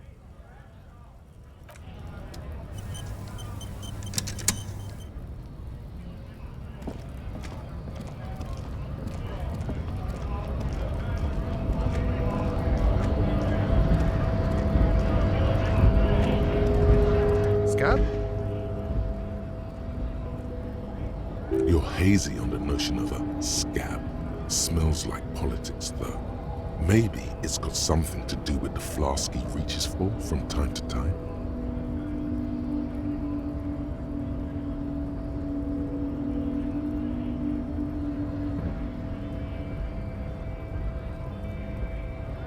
I was just messing with you. No one's ever seen a cop scab. Imagine, you cops going on a strike, But then another cop comes in and says, let us cop for less money. Speaking of, what brings the RCM here, to the Wild North? Come to see the strife?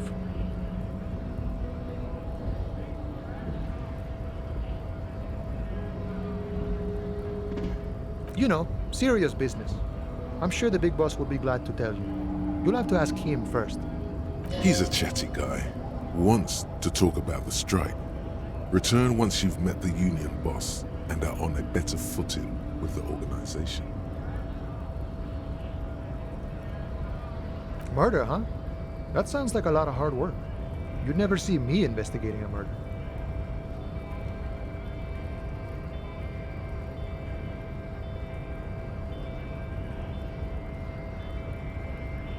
Of course, Policia. It wasn't me. You can rule me out. Easier that way. He didn't do it. It's the truth. Body still hanging in the tree? Hey, that's a rough pickle. Can't help you with that, sorry. I'm not really an admirer of dead bodies.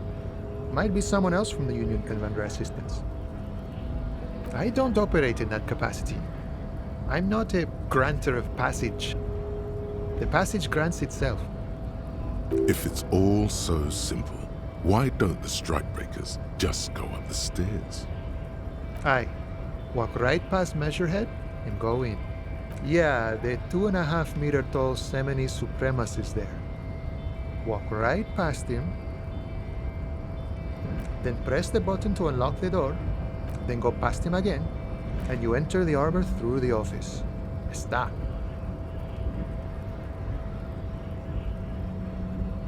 Don't worry, I'm sure it's not completely impossible. For example, you could best Measurehead in a physical confrontation, or you could convert to a Semini supremacist worldview. Or, maybe it actually is completely impossible.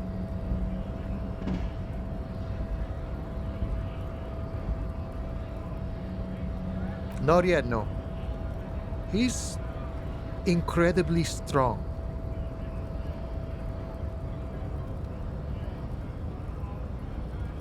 Jean-Luc himself would say the philosophy has proven overly heroic for the scabs to convert to.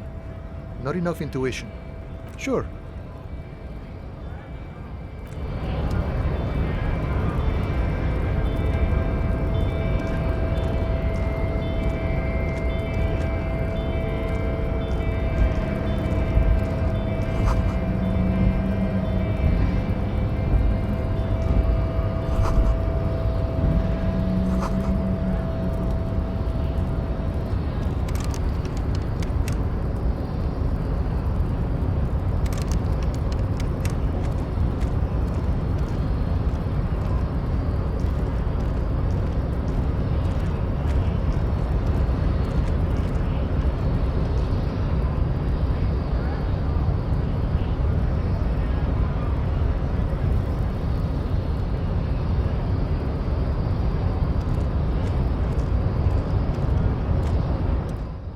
Body betrays your degeneracy.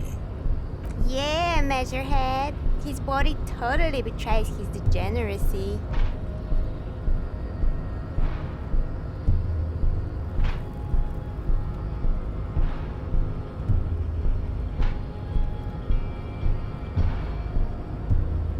You have succumbed to Al-Ghul. You reek of it. An invisible sword of Al-Ghul emerges from your throat. You cannot see it, but others can. It is making the woman in my company sick.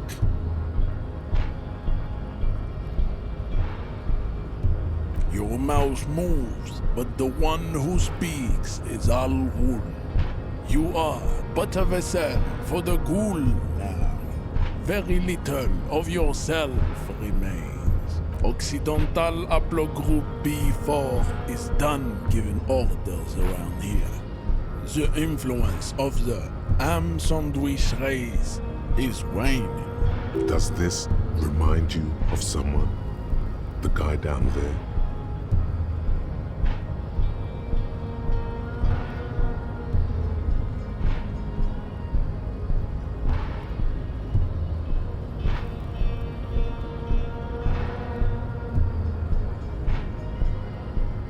begging for help, attempting to pass via for cooperation.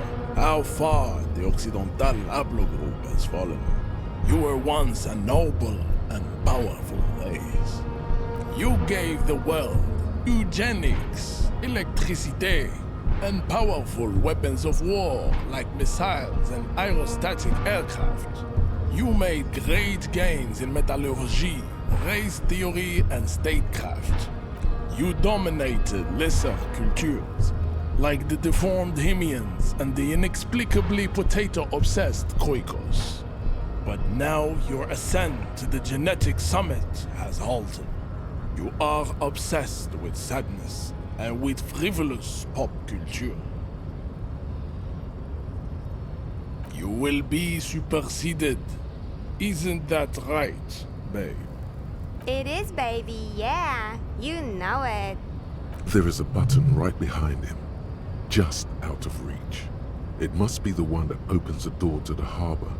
This man is not budging. Let's hope his superiors inside are more cooperative.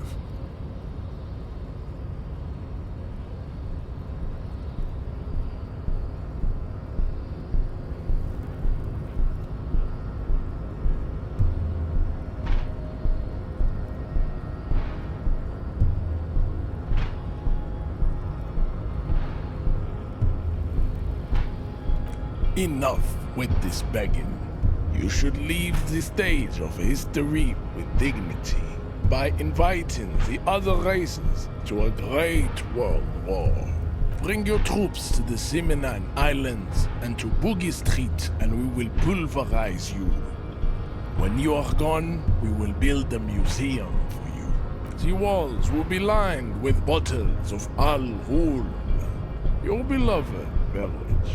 Inside, we will store the odes to homosexuality you call art, and your microcephalic skulls. There may be a peaceful solution to this. You could internalize Meshahed's race theory. He would take you as one of his own. Well, yes. Why? Don't you want to be a Seminese supremacist?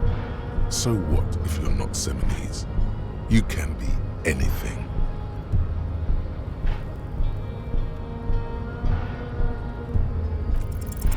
Ask what kind of races there are first. Classification is core to this stuff. Do you?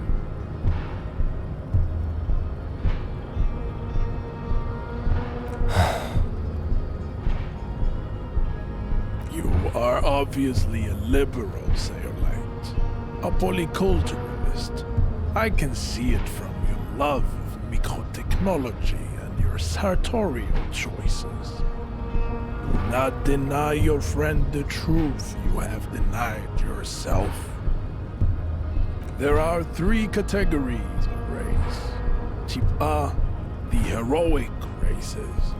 Type B, the servile races. And the vile CF race cauldron of pederasty. Which one do you need education on? Those are the Simonese, the Areopagite, and the Occidentals, excluding the Maun, of course. The Maun are riddled with eczema to the point where they find it impossible to smile. They are all lactose intolerant, a common result of inbreeding.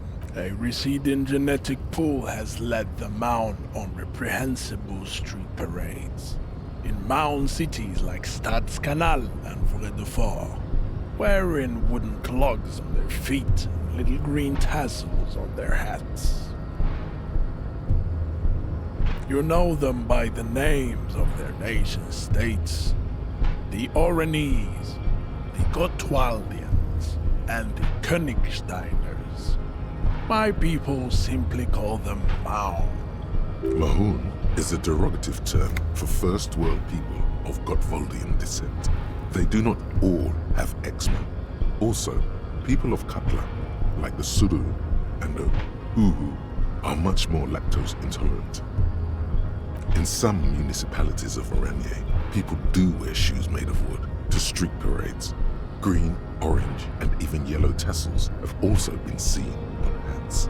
The Maun are proof that you can have too much Occidental racial purity and tassel-centric culture.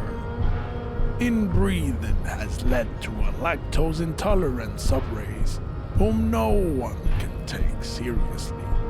The Vespertines and Messenians of Vesper and Messina, the ancient Meteorans of Meteo by the golden Pisantic Sea, the Suren of Sur-la-Clé, and even the North Königsteiners, all have type A race propensities.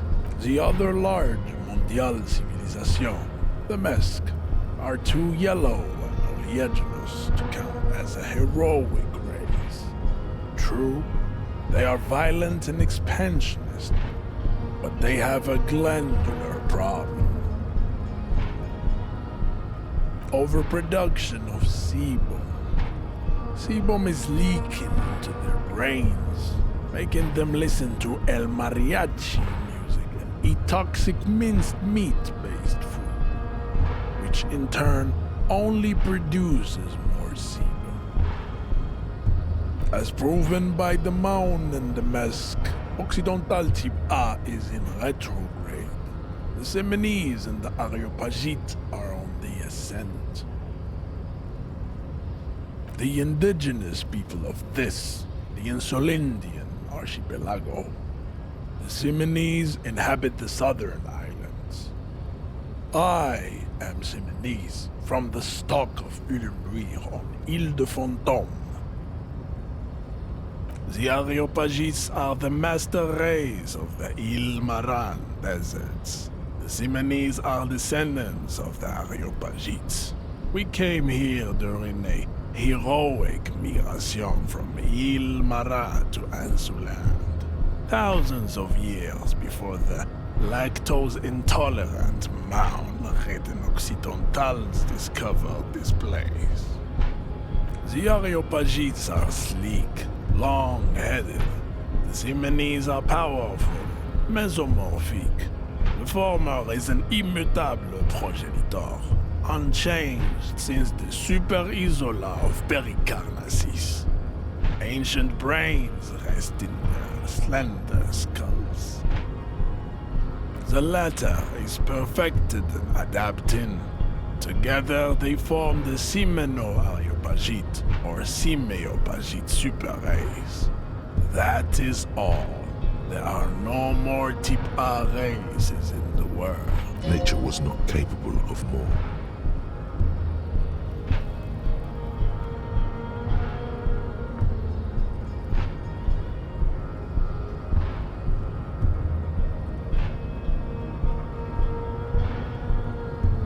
Type B are the unheroic races, amorphous non-competitors of the great race. The Khoikos and the Vacholiers, they are mud-colored people. The Khoikos of Grad, Yugo, Zhimsk, Shest et al. Are what you would call white officer in a suspect description.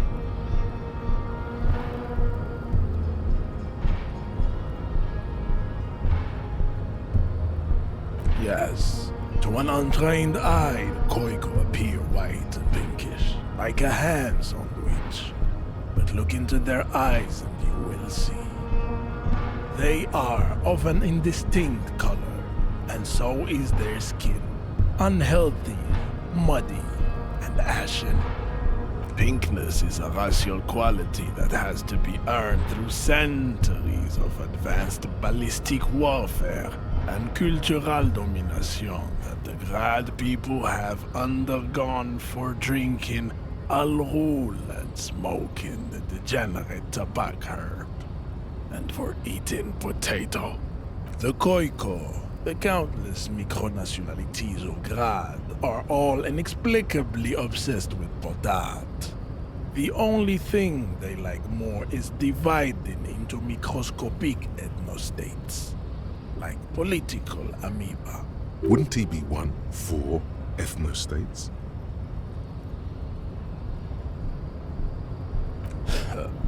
They are microscopic. The Semino-Areopagite superstate will cover the entire remaining planetary crust, uninterrupted. From Holy Semenine to the Boreal Plateau of Katla.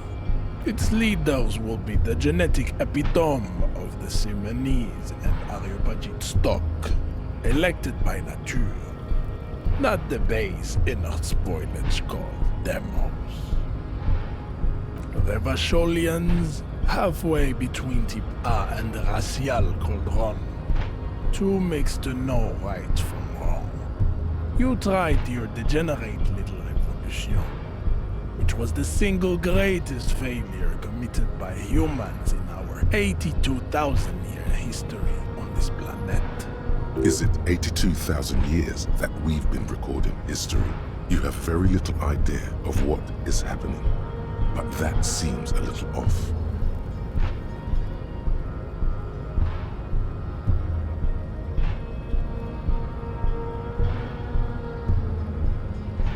The revolution came to Ravachol from Grad, in Zara's written potato carts.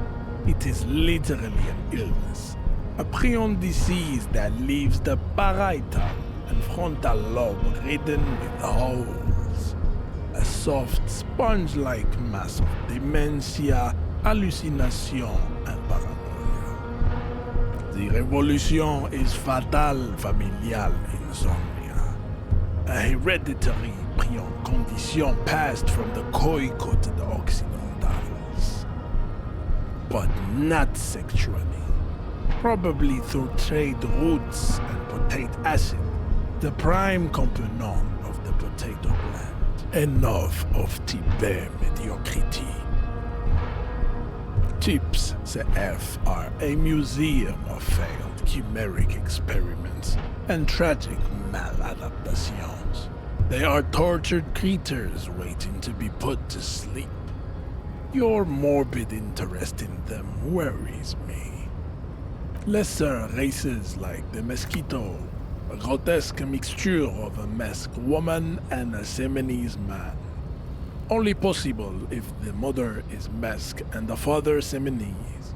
The other way around, they fail to produce offspring. The mosquito is born sterile, like a donkey.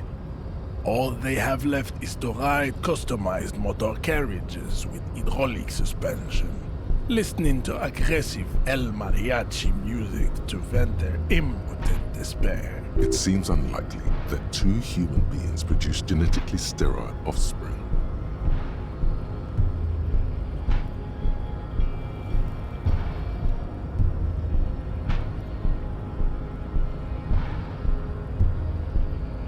You are right. You have misunderstood. You lack basic phylogenetic education. Then there is the Semino-Koiki Chimera. Are you sure you wish to know of the Semino-Koiki Chimera? It is not an aesthetic site.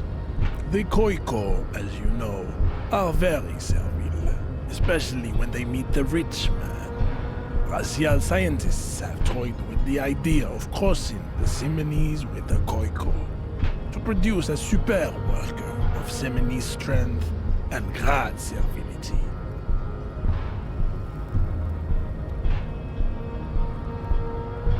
This will never happen. The Semenese and the Koiko may have similar interbreeding problems as the mosquito.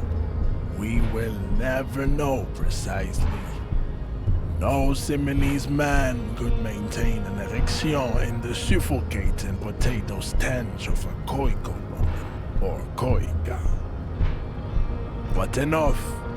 It is cruel to entertain ourselves with the deformities of Type CF.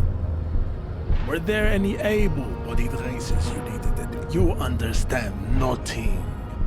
To solve the great race enigma, you have to first ask yourself, what is the race enigma? You have not even worded the mystery, let alone solved it. We will see. Access to the Union is important for our investigation, but there may be another way, without becoming a race theoretician. Am I mildly worried he might take it seriously? The lieutenant thinks. Yes, I am, he concludes. I am worried.